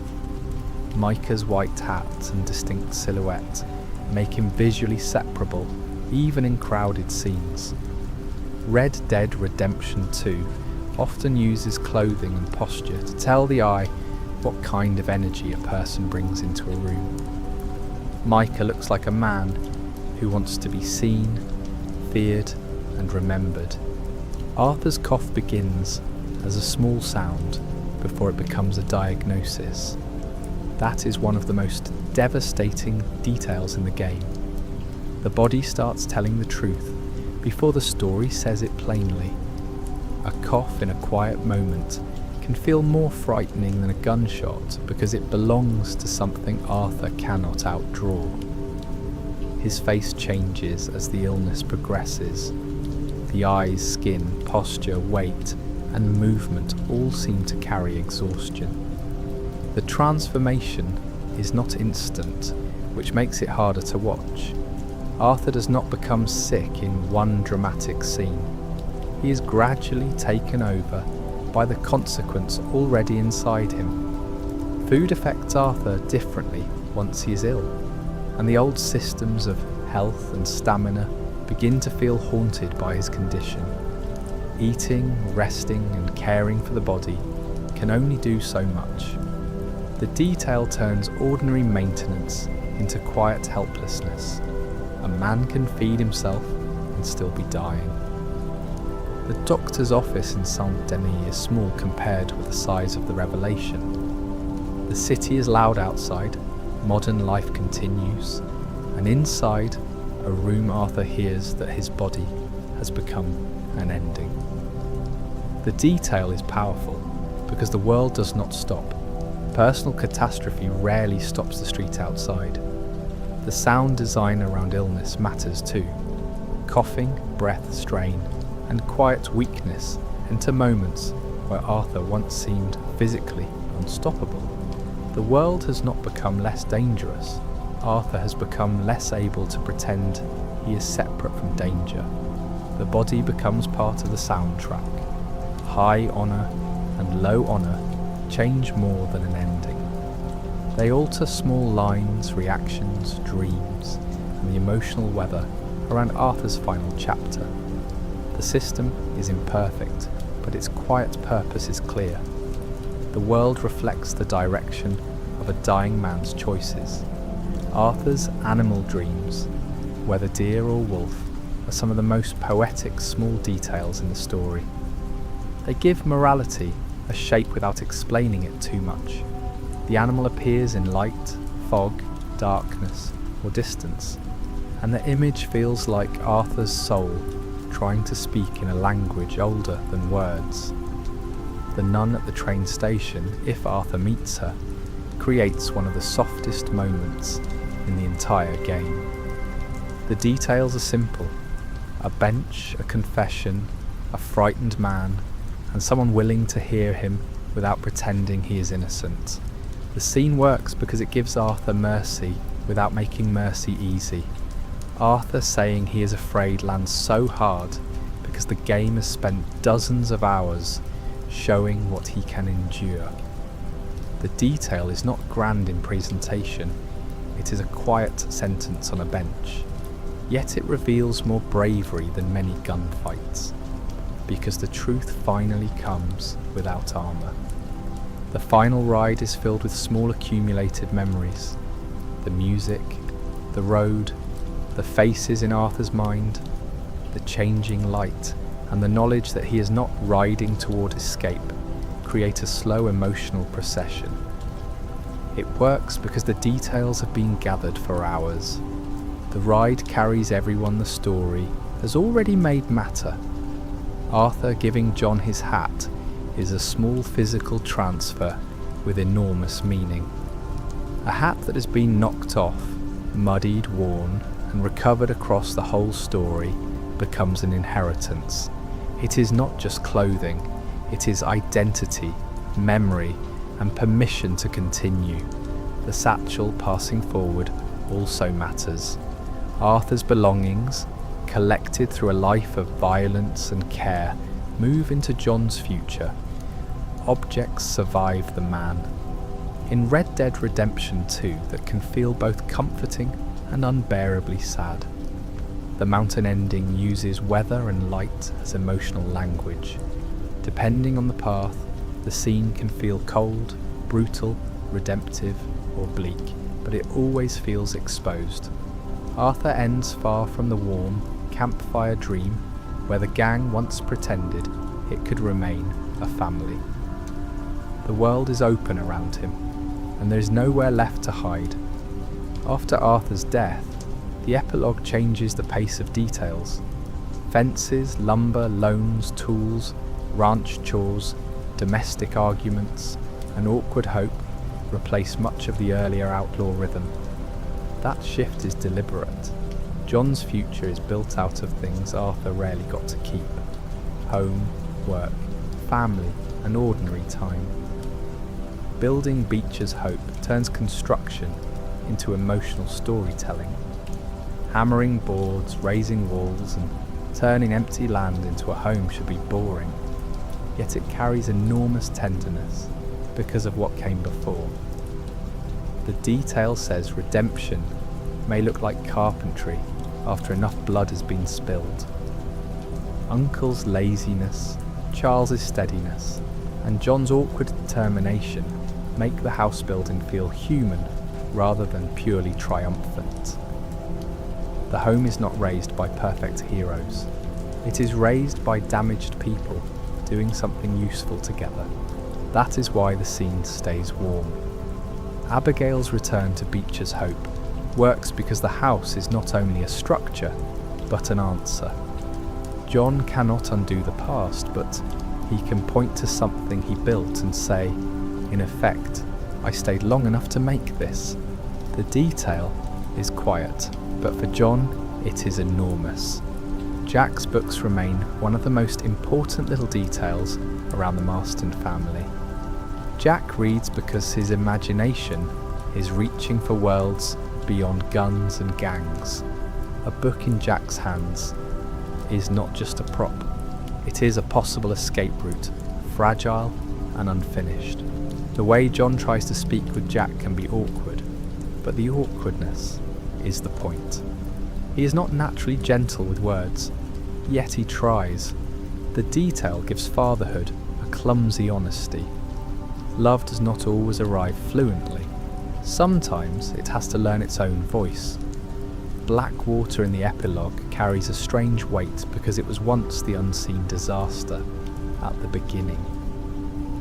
Returning near it after so many hours makes the story feel circular. The place that drove the gang into snow becomes part of the world John must live near. The past is no longer only behind them, it is built into the map. New Austin's openness in the epilogue feels different from the earlier regions. The air is drier, the distance is wider, and the land seems to belong already to another story. It quietly connects Red Dead Redemption 2 to the first game, letting the future sit on the horizon before it fully arrives. Armadillo sickness and decay give the region a haunted quality. The town feels punished by disease, heat, dust and abandonment. It is not a simple Western postcard. It is a place where the promise of settlement has curdled. Tumbleweed, by contrast, still has authority and life under Sheriff Freeman's hard presence. The details around the town show law as severity rather than comfort. It is civilization, but civilization with a gun in its hand and no softness in its voice. The desert animals and plants change the texture of travel.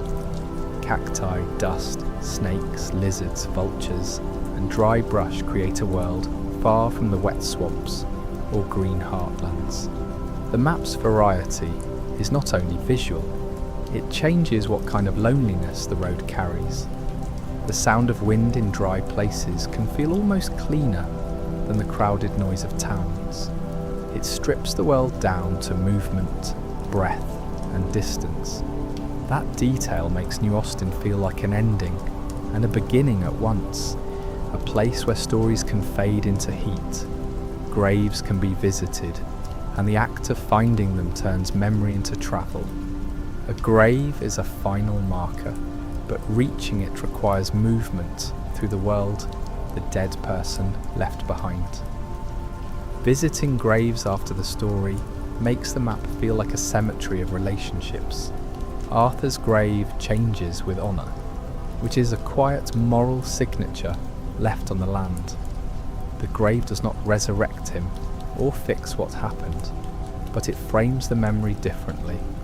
A life is over, yet the way it is remembered still matters.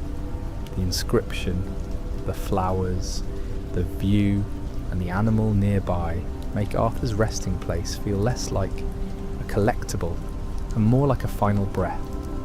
The detail works because it is not loud. After so much violence, peace has to be quiet to feel believable. The old camps can be revisited and emptiness gives them a different meaning. Places once full of songs, arguments, chores and plans become clearings with memory hanging in the air. The map remembers where the family tried to live. Returning to those spaces can feel like walking through the outline of a vanished home. Horseshoe Overlook, Clemens Point, Shady Bell and Beaver Hollow each carry a different emotional residue. The early camps feel warmer in memory, the later ones colder and more desperate. The physical spaces become chapters written in dirt, trees and abandoned fire rings. The world's ambient conversations often contain jokes, fears, rumours and local colour that vanish if passed too quickly. People talk about crime, weather, business, strangers, and whatever trouble has reached their town. These little voices make the map feel socially layered. A town is not only buildings, it is what people say when they think the day is ordinary.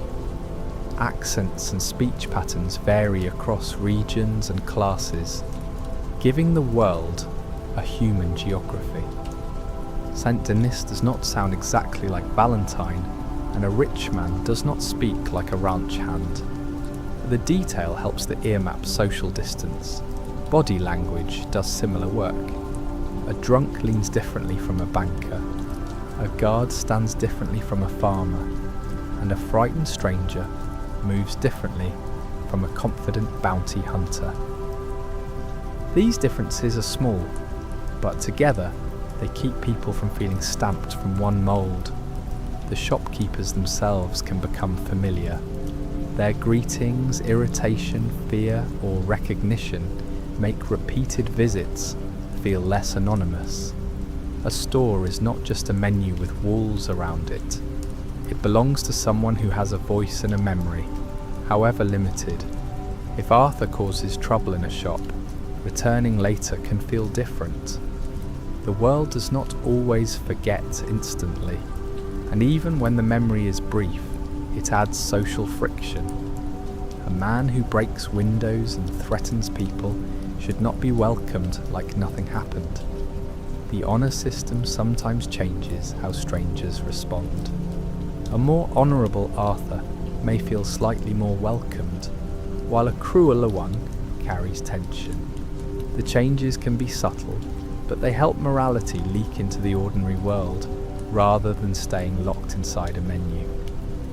Robbery masks and bandanas are small objects with big implications. Covering the face can help, but it does not magically erase all consequence. The detail is important because identity in the game is social, not purely mechanical. A disguise is useful, but the world is not stupid enough to become blind. Witnesses create panic in little chains. Someone sees a crime, runs, tells the law, and the situation expands. A single frightened person can become a problem larger than the original act. This gives crime a nervous energy. Violence spreads through information. The red witness marker and law response are interface elements, but inside the world they represent something more atmospheric. The speed with which a private act becomes public danger. A crime is no longer only between Arthur and the victim. It enters the town's bloodstream. The way bodies can be picked up, moved, hidden or discovered adds dark physicality to crime. It is grim, but it matters. A body is weight, evidence, risk, and moral ugliness all at once. The world refuses to make death completely weightless. Hog-tying people is another uncomfortable detail because it turns conflict into control rather than immediate killing. A captured person struggles, shouts, insults, or begs. The act can be comic in absurd moments and disturbing in cruel ones. The same mechanic can carry different moods depending on context. Lassoing animals and people gives the rope a physical presence in the world. The lasso is not only a cowboy symbol, It is a tool of labour, capture, rescue and humiliation. Red Dead Redemption 2 understands that Western objects often have more than one moral use. The rope physics, the dragging, the strain, and the way a captured target fights against it make the lasso feel tangible. It is a small technical detail, but it gives the old cowboy image a roughness that posters often leave out. The game's food items are strangely specific. Canned goods, salted meats, biscuits, candies, fresh produce, coffee, tonics and alcohol all sit inside the economy of survival. Eating a can of beans in the wilderness is not glamorous, but it feels appropriate. The frontier is not always romantic. Sometimes it is a man opening whatever food will keep him moving. Canned food itself is a sign of modern supply chains entering rough places. A can in a saddlebag says factories, labels, transport, shops and money are already woven into the wilderness. Even alone by a fire, Arthur is connected to industrial systems. Alcohol affects more than a stat. Saloons, camp parties, Reverend Swanson's decline, Karen's sadness, and drunken street encounters all show drinking as social glue, escape, comedy, and ruin. The bottles around the world are tiny props in a much larger emotional pattern. Tonics are practical, but their labels and presentation also belong to a world of patent medicine, salesmanship, and questionable promises. Health becomes something bottled and sold. In a story where Arthur's real illness cannot be cured by any tonic, those little bottles eventually feel almost tragic. Snake oil and miracle cures fit the era's mixture of desperation and marketing. People want relief and someone is always ready to sell it. The detail connects medicine, commerce and hope in one small object. The travelling showman energy of characters like Nigel West Dickens in the wider Red Dead universe echoes faintly in these bottles and catalogues. Even when he is not part of this story, the world understands his kind of salesmanship. The frontier is full of people selling belief. Pearson's crafting table, with hides and materials turned into upgrades, makes the camp feel productive. It is not only a place where people wait for Dutch to speak. Work happens there, repairs happen there, and small improvements slowly appear. Camp upgrades visibly change the space. Better tents, better supplies, and new tools make the gang's temporary home feel cared for. The tragedy is that every improvement is temporary. The gang keeps building homes it will abandon. That temporary quality is everywhere. Bedrolls, wagons, crates, ropes, canvas and campfires all suggest a family that cannot put down roots. The details make the gang's dream feel fragile, even during its happiest hours. They live like people expecting to leave. Wagons at camp are packed with identity. Dutch's books and phonograph, Strauss's papers, Pearson's tools, Reverend Swanson's traces, the women's spaces, and the general clutter all make the camp feel like a moving house. The gang carries itself from place to place in objects. Dutch's gramophone is a perfect little detail. Music plays from a machine near a man who claims to resist modern civilization. That contradiction sits quietly in camp. Dutch hates the modern world when it threatens him, but he enjoys its elegance when it flatters his self-image. Books around Dutch do the same thing. They mark him as thoughtful, theatrical, and hungry for grand ideas. But books can become props if a man uses them only to decorate his own certainty. The detail is subtle because it can mean intelligence and vanity at the same time. Hosea's presence is full of smaller gestures, jokes, caution, weary intelligence, and the posture of a man who has seen too many plans become trouble. His details are quieter than Dutch's because Hosea does not need to dominate the air. That restraint is part of why his absence later feels so large. Lenny's reading, ambition, and sharpness make him feel like a future stolen too early. His details around camp reveal a young man who could have been more than the world allowed. The tragedy of his death is not only that someone dies, but that possibility dies with him. Sean's noise gives camp a particular kind of warmth. He is irritating, funny, boastful, and alive in every direction. After he dies, the absence of that noise is a detail the story does not need to underline. Silence does the work. Kieran's awkward attempts to belong are painful in hindsight. He feeds horses, tries to help, and slowly becomes less of an enemy in the camp's eyes. His details matter because they show how belonging can arrive too late to save someone. Sadie's transformation can be tracked in clothing, posture, voice, and movement. She begins shattered in the snow, and later stands with a controlled fury that changes the air around her. Her details are not cosmetic, they show grief becoming identity.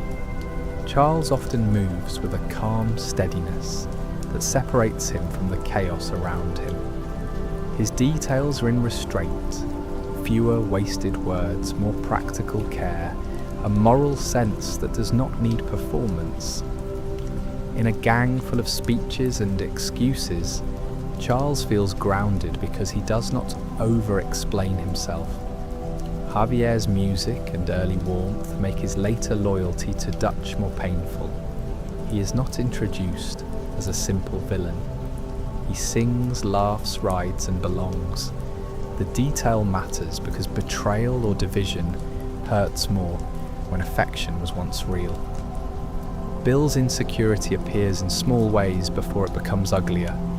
His defensiveness, need for respect, and confusion under pressure make him both comic and sad. The details do not excuse him, but they make his later decline feel less sudden. Uncle's laziness is often funny, but even that laziness gives the gang a lived-in rhythm. Not everyone is dramatic all the time. Some people avoid work, complain, nap, drink, and somehow remain part of the household. A family, even a doomed one, needs its useless people too. The women in camp do far more than decorate the background. They talk, work, argue, worry, sing, steal, comfort, and survive. The details of laundry, sewing, guarding, organising, and emotional labour help the camp feel like a functioning community, rather than a group of men waiting for missions. Tilly, Mary Beth, Karen, Susan, Abigail, and Sadie each occupy a different emotional space in the camp.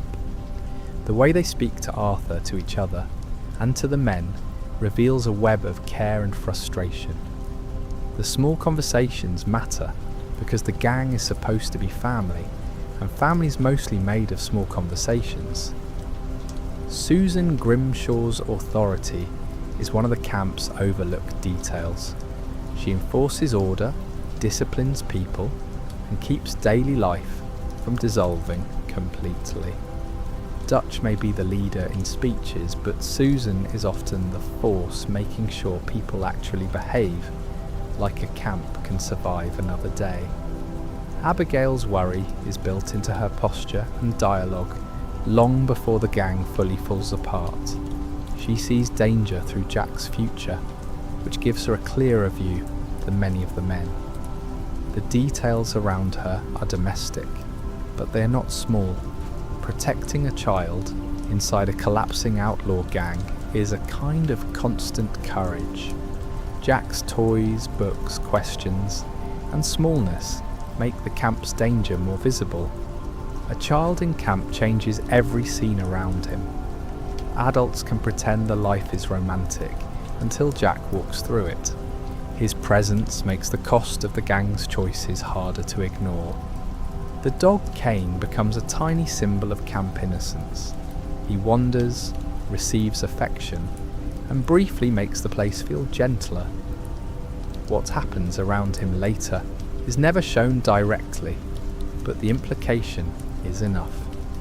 Sometimes the smallest innocent presence can reveal the moral temperature of a place. The way camp members react to Arthur bringing food or supplies can be modest but meaningful.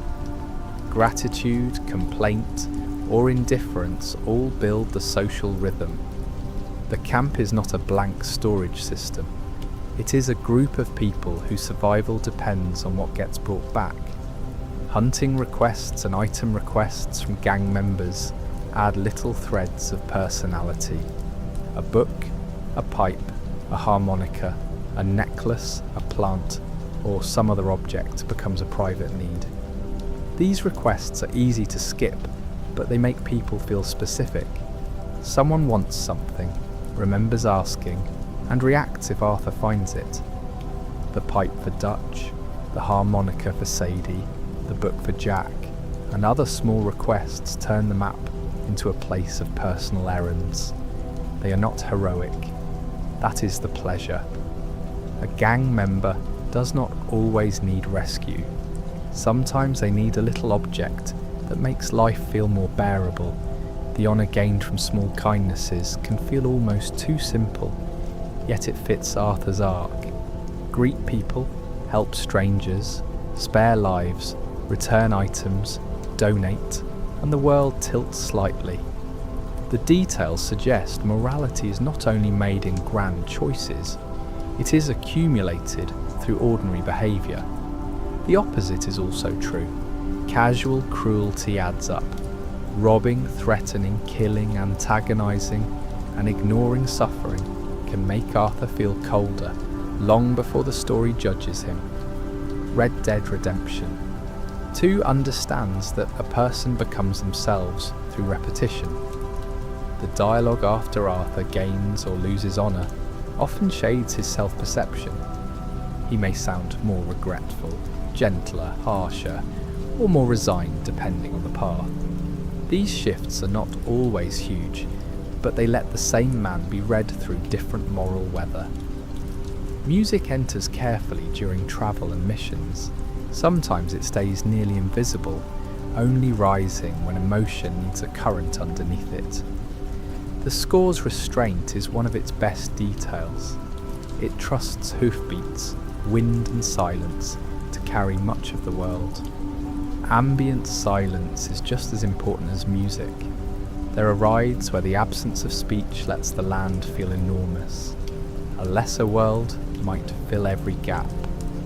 Red Dead Redemption 2 often lets gaps remain, and those gaps become part of the mood. The camera during cinematic riding can make travel feel like memory. The black bars, the long road, and the steady pace turn movement into something almost filmic without taking control of the feeling completely. The detail suits a story that is already about legends forming around dying men. The cinematic camera also makes the horse and landscape feel like partners in a slow western painting. It is not needed for completion, but it invites a different kind of attention. Sometimes the most useless feature is the one that best understands the mood. Menus, chapter cards, and loading images use old photographs and faded textures, framing the story as something already passing into memory. The presentation itself feels archival. This detail supports the theme before the first line of dialogue in a session. The world is being remembered even while it is being played out. The pause map and compendium have a collector's patience. Animals, weapons, plants, fish, gangs and places are catalogued as if the world can be studied. This creates a quiet tension with the story's chaos. Dutch is losing control, but the compendium calmly organises birds. The animal compendium descriptions add a naturalist layer to the game. Species names, habitats, baits, and pelt information make wildlife feel studied rather than merely decorative. It gives the world an almost documentary underside. The gang compendium and character notes, where present through menus and progress, also create the feeling of a world being archived. The story is emotional, but the game keeps records. In a tale about people trying to outrun history, the record keeping feels quietly ironic. The epilogue's slower domestic details contrast with the earlier camp systems. Instead of donating to a gang box, John worries about loans, work and home. Instead of moving camp, he builds one place. The details reverse the emotional direction of the game. The bank loan for Beecher's hope is one of the funniest and saddest practical details. After all the robberies, the dream of a home still passes through paperwork and debt. John escapes Dutch's world only to enter another system of obligation. The modern world does not need a revolver to hold a man. Sometimes a signature is enough. The title of the ranch, Beecher's Hope, carries its own softness. Hope is built into the name, but the story knows hope can be fragile. Every fence post and board on that land seems to say that John is trying to believe in a future that may not fully believe in him. The final quiet after American Venom is uneasy, because Micah's death feels satisfying and dangerous at the same time. The money, the revenge, the snow, and Dutch's strange reappearance all create closure with a hook inside it. A loose end has been tied, but the knot is visible to the future. The government agents watching John afterward are a tiny detail with enormous dread. The camera does not need to explain everything. Their presence says the past has found the road to Beecher's hope. What looks like an ending is also a beginning of the first game's tragedy. That is the deepest trick of many almost useless details in Red Dead Redemption 2. They seem decorative when they first pass by, and only later do they begin to feel like the beams holding the roof up.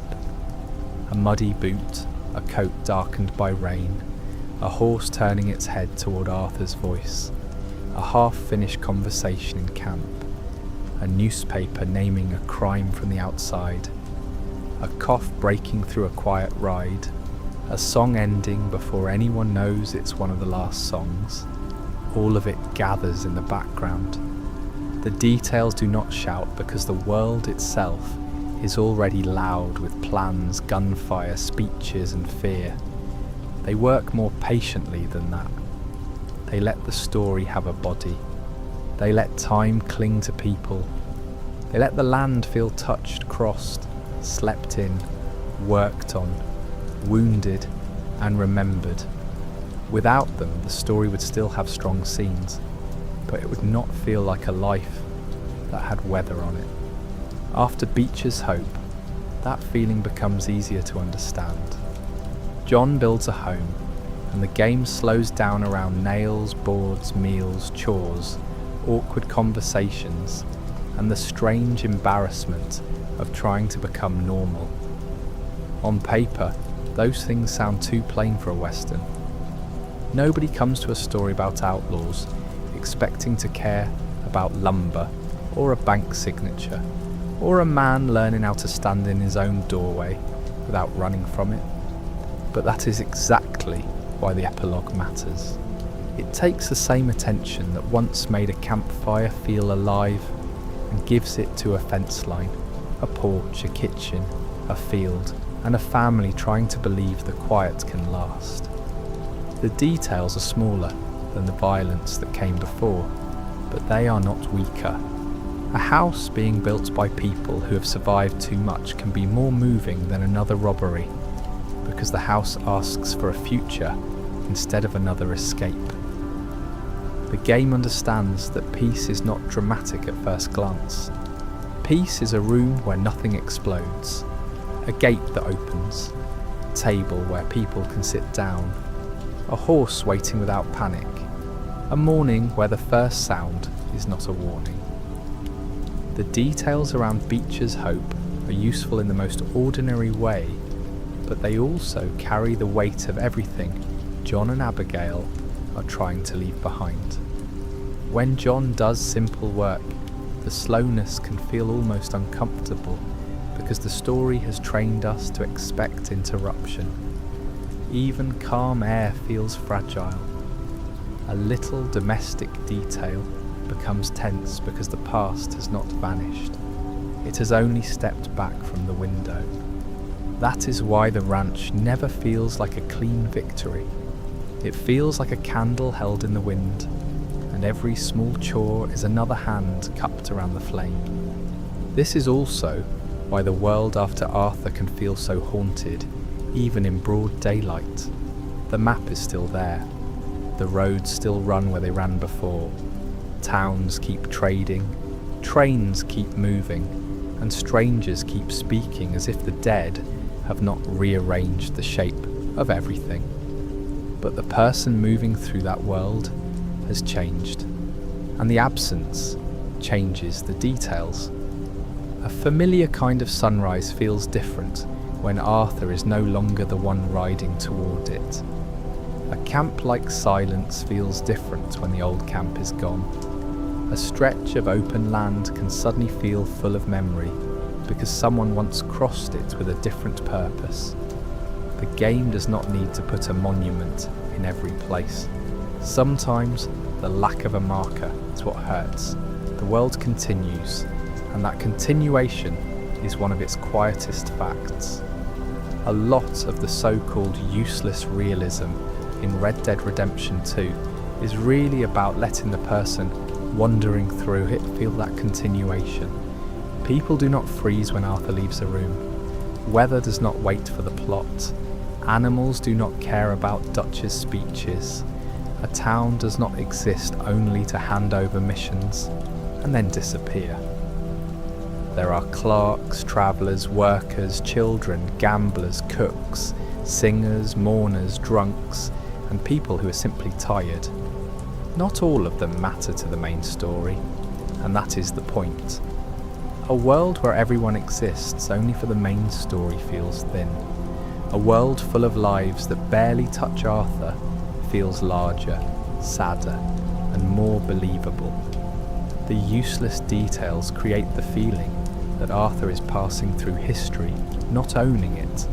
That is one reason small reactions can be more convincing than big systems. A stranger stepping around Arthur in a street, a shopkeeper becoming wary after trouble, a passerby looking too long at a bloody coat, a camp member commenting on Arthur being away, a horse shifting uneasily before the rider understands why. These things make the world feel socially awake. They do not need to be perfect. They only need to happen often enough that the mind stops expecting emptiness. The frontier becomes a place with nerves. It can be startled, irritated, amused, frightened, warmed and changed in tiny ways. A game can tell you it has consequences, but Red Dead Redemption 2 often lets consequence arrive as a look, a line, a pause, or a little tension in the air. The same patience appears in the way objects refuse to feel completely weightless. Food is not only a number, it is a can, a piece of meat, a bowl, a cup, a thing held near a fire or eaten in a hurry. Weapons are not only damage values, they are metal, chambers, wood, oil and reloads that take time. Clothes are not only costumes, they carry weather and road dust. Money is not only a score, it becomes debt, donation, bribe, ticket, bounty, loan, and a few coins taken from someone who probably needed them. Even when the systems are simple, the presentation keeps pulling them back into the material world. The game keeps saying softly and again that life is made of handled things. There is a sadness in that, because handled things outlast people. Arthur's hat can be passed on. A journal can remain after the hand that wrote it is gone. A gun can be cleaned by one man and carried into another man's future. A house can stand for a while, after the man who built it has already been claimed by the story waiting beyond the epilogue. Red Dead Redemption 2 is full of objects that seem practical until they become relics. The usefulness comes first, then memory creeps in later. That is how grief often works in real life too. A thing is just a thing, until someone is gone. Then the thing becomes almost too specific to touch. The useless details also help the game avoid making the Old West feel like one clean fantasy. It is beautiful, yes, but also muddy, diseased, boring, cruel, bureaucratic, funny, hungry, commercial, and full of people trying to get through another day. There are grand landscapes, but there are also receipts. There are gunfights, but there are also baths.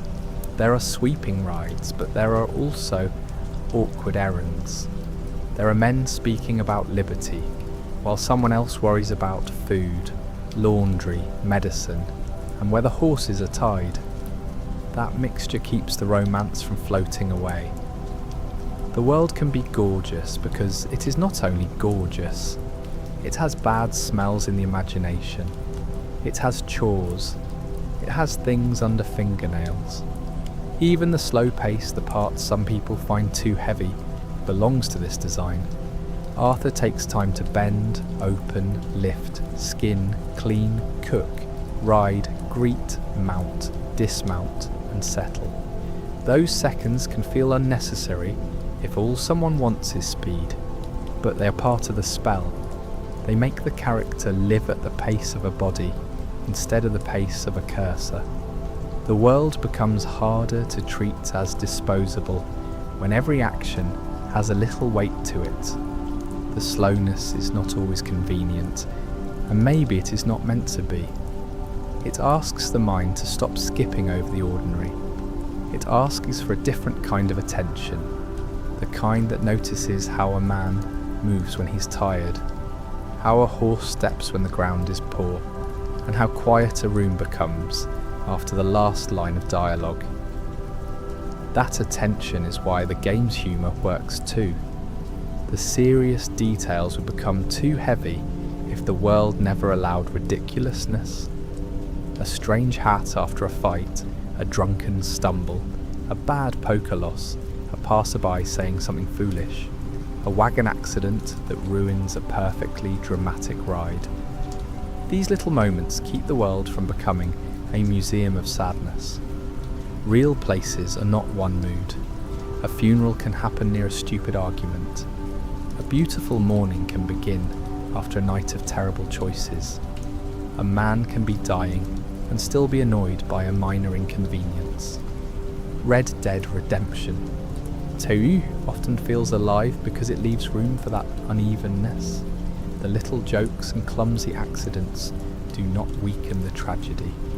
They make it human enough to bear. The quiet details around strangers do something similar. Not every stranger mission is a major piece of the plot, but many of them let Arthur step briefly into someone else's weather. A photographer who needs help seeing animals without being eaten by them. A widow who has to learn the wilderness after losing the person who made that life possible. A scientist chasing thunder and machinery. A veteran carrying old pain. A person on a road whose problem may last only a few passing minutes, but might have been the worst day of their life. These encounters make Arthur's world feel crowded with separate stories. Some are funny, some tender, some grotesque, some almost absurd. Then they pass and the road opens again. That passing is important. Red Dead Redemption 2 is full of things that do not stay. Camps move, weather changes, people leave, horses die, money comes and goes, a clean shirt becomes dirty, a full camp becomes hungry, a joke becomes a memory, a place that felt safe becomes unsafe because the story has moved through it. Even the most useless details are often temporary.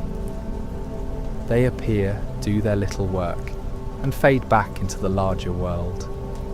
That makes the whole experience feel less like collecting facts and more like living beside them for a while. The game is not only detailed because it contains many details, it is detailed because so many of them are allowed to pass naturally. By the end, the tiny things have trained the heart without asking permission. A hoofbeat can feel lonely. A cup of coffee can feel like a whole morning. A line in the journal can hurt more than a speech. A quiet road can hold the weight of everyone who is no longer riding it. That is the difference between detail as decoration and detail as memory. Decoration sits on the surface. Memory changes the way the surface feels. Red Dead Redemption 2 keeps layering small ordinary facts until the world begins to feel remembered, even while it is still being explored. It is one of the rare games where a place can feel nostalgic before it is over. There is another way to say it. The game keeps letting the large story borrow strength from the small world. Dutch's speeches sound different because camp has already been made ordinary enough to believe in. Arthur's illness hurts more because his body has spent so many hours looking alive before it starts looking worn down. John's ranch means more because the world has already taught us how fragile shelter can be. None of these emotional turns float above the details, they sit inside them. A leader's promise is heard beside a stew pot. A coughing fit happens on a road that still has birds in it. And a family argument can happen near a half-built fence. The big themes do not arrive as clean banners. They arrive with dirt around their boots. That is why the map can feel personal, even when it is enormous. The grizzlies are not only cold, they are the memory of desperation, and the first hard proof that survival comes before philosophy. The heartlands are not only open, they are the brief illusion that there may still be room enough for everyone. Lemoyne is not only humid and dangerous, it is where old rot hides under manners, money and moss. Saint-Denis is not only a city, it is the future, pressing close enough that Arthur seems to run out of air. New Austin is not only dry land waiting in the epilogue, it is a horizon from another story, already carrying the outline of what John cannot avoid. These regions work because details give each place its own breathing pattern. The transitions between those regions matter almost as much as the regions themselves. A ride from open grass into thick trees changes the body before the mind names it. A road climbing toward cold air feels different from a road sinking towards swamp heat. The colours shift, the sound changes, the animals thin or thicken, and the sky seems to lower or widen. The game rarely needs to announce that a new mood has arrived. It lets the world do the announcing. By the time Arthur reaches a town, a cabin, a ridge, or a river bend, the journey has already prepared the feeling. That is connective tissue, the quiet kind. Not a cutscene, not a speech, just land changing under travel. The best useless details often sit at that border between control and accident. A carefully animated hand reaches for an object, but the horse may still trip over a rock. A mission may have a clear objective, but rain can make the road feel different on the way there. A dramatic conversation may be written exactly, but the clothes, weather, time of day, and state of Arthur's face can change the texture around it.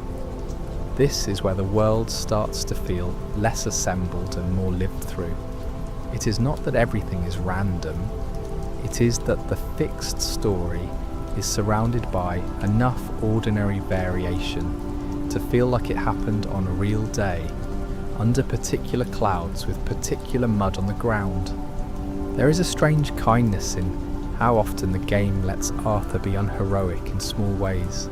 He eats from tins, he sleeps badly, he gets dirty, he bumps through doors, waits for coffee, carries awkward bundles, loses hats, falls off horses, and sometimes stands in a room looking too large for the furniture around him.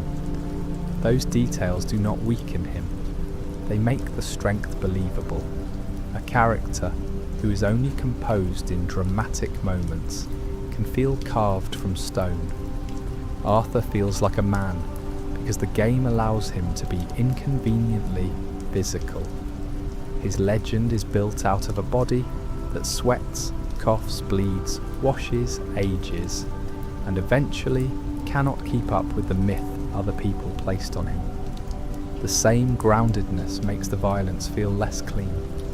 Red Dead Redemption 2 is full of gunfights, but it keeps placing them in rooms, streets, fields, forests and trains that felt real before the shooting started. That matters. A saloon is not only a combat space if people were drinking there a moment before. A street is not only a shootout lane if wagons, dogs, mud and shop windows have already made it ordinary. When violence interrupts a believable place, the interruption has weight. The damage is not happening in emptiness. It is happening somewhere people were trying to live.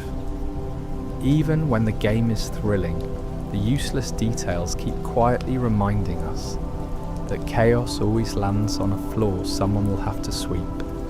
And then after the violence, the world does one of its most convincing things. It keeps going. The sun does not stop because Arthur made a mistake. A horse still needs calming.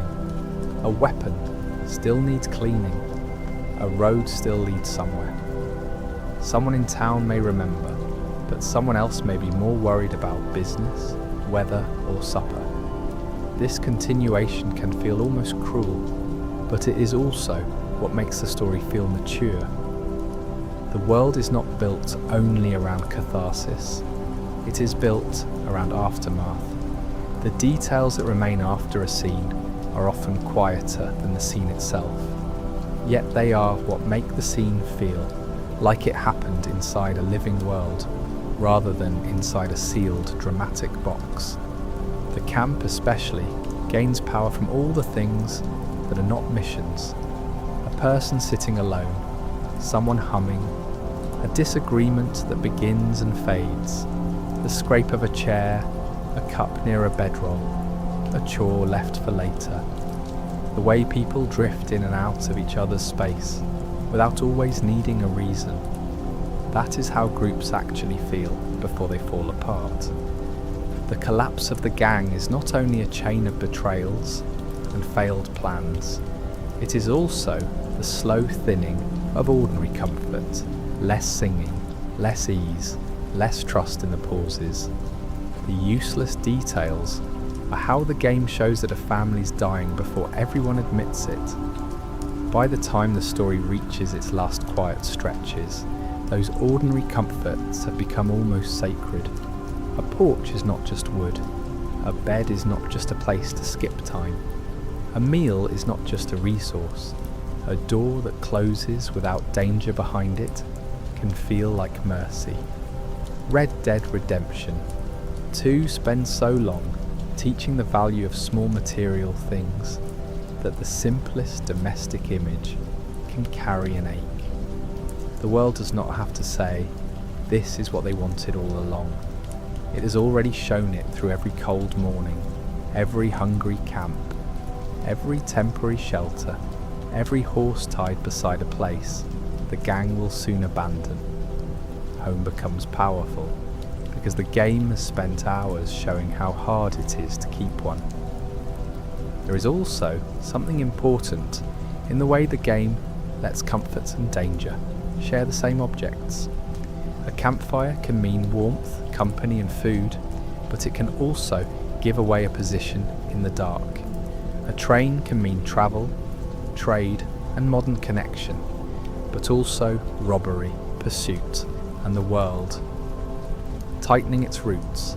A town can mean supplies, a bath, a meal and a bed, but also witnesses, lawmen, gossip, and the chance that someone recognises a face. The details are rarely locked into one emotional use. They change depending on the hour, the chapter, and the person approaching them.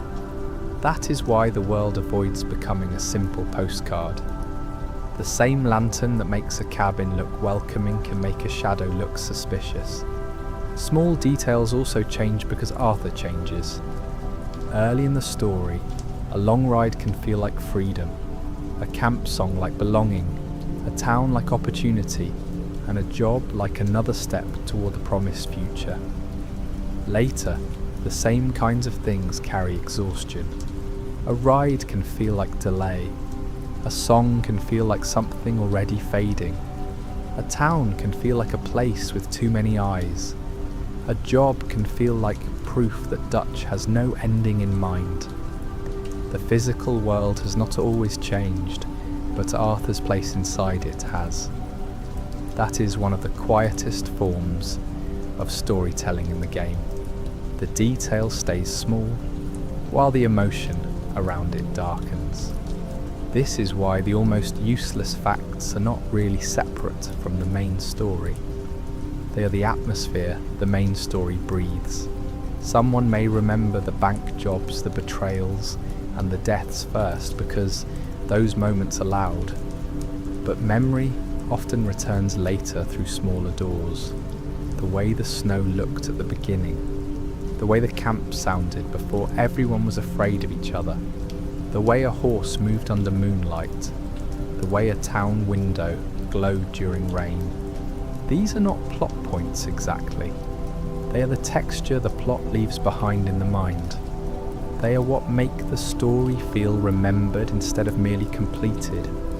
If the game has one quiet belief, it may be that ordinary life is never truly background.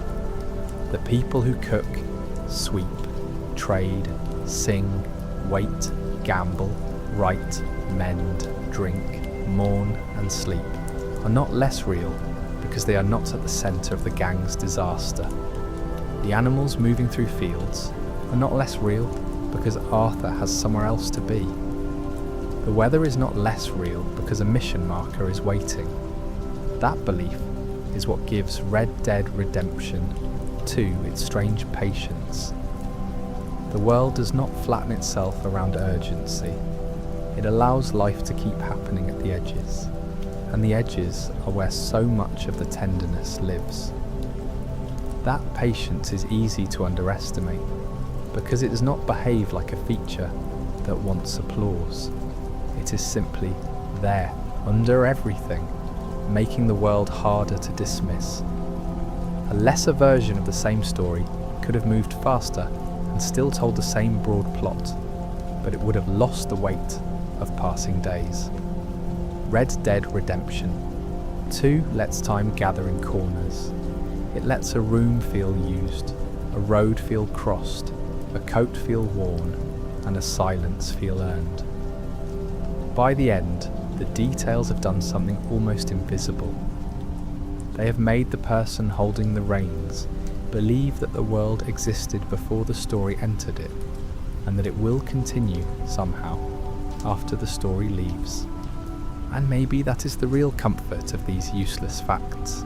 They do not demand anything. They are not asking to be solved, ranked or collected perfectly. They sit beside the larger tragedy, like little pieces of weather, reminding us that a world can be meaningful without every part of it turning into a lesson. Some things are only there because life would feel thinner without them. A hoofprint fading in mud, a curtain shifting in a room, a cup left near a bedroll, a door closing softly behind someone who will not stay. None of it needs to change the plot. It only needs to make the world feel touched by hands, weather, fatigue and memory. That is enough. More than enough, really, for a long, quiet ride through rain, memory, lamplight, and the last soft dust of the trail. So the final feeling does not need to be rushed.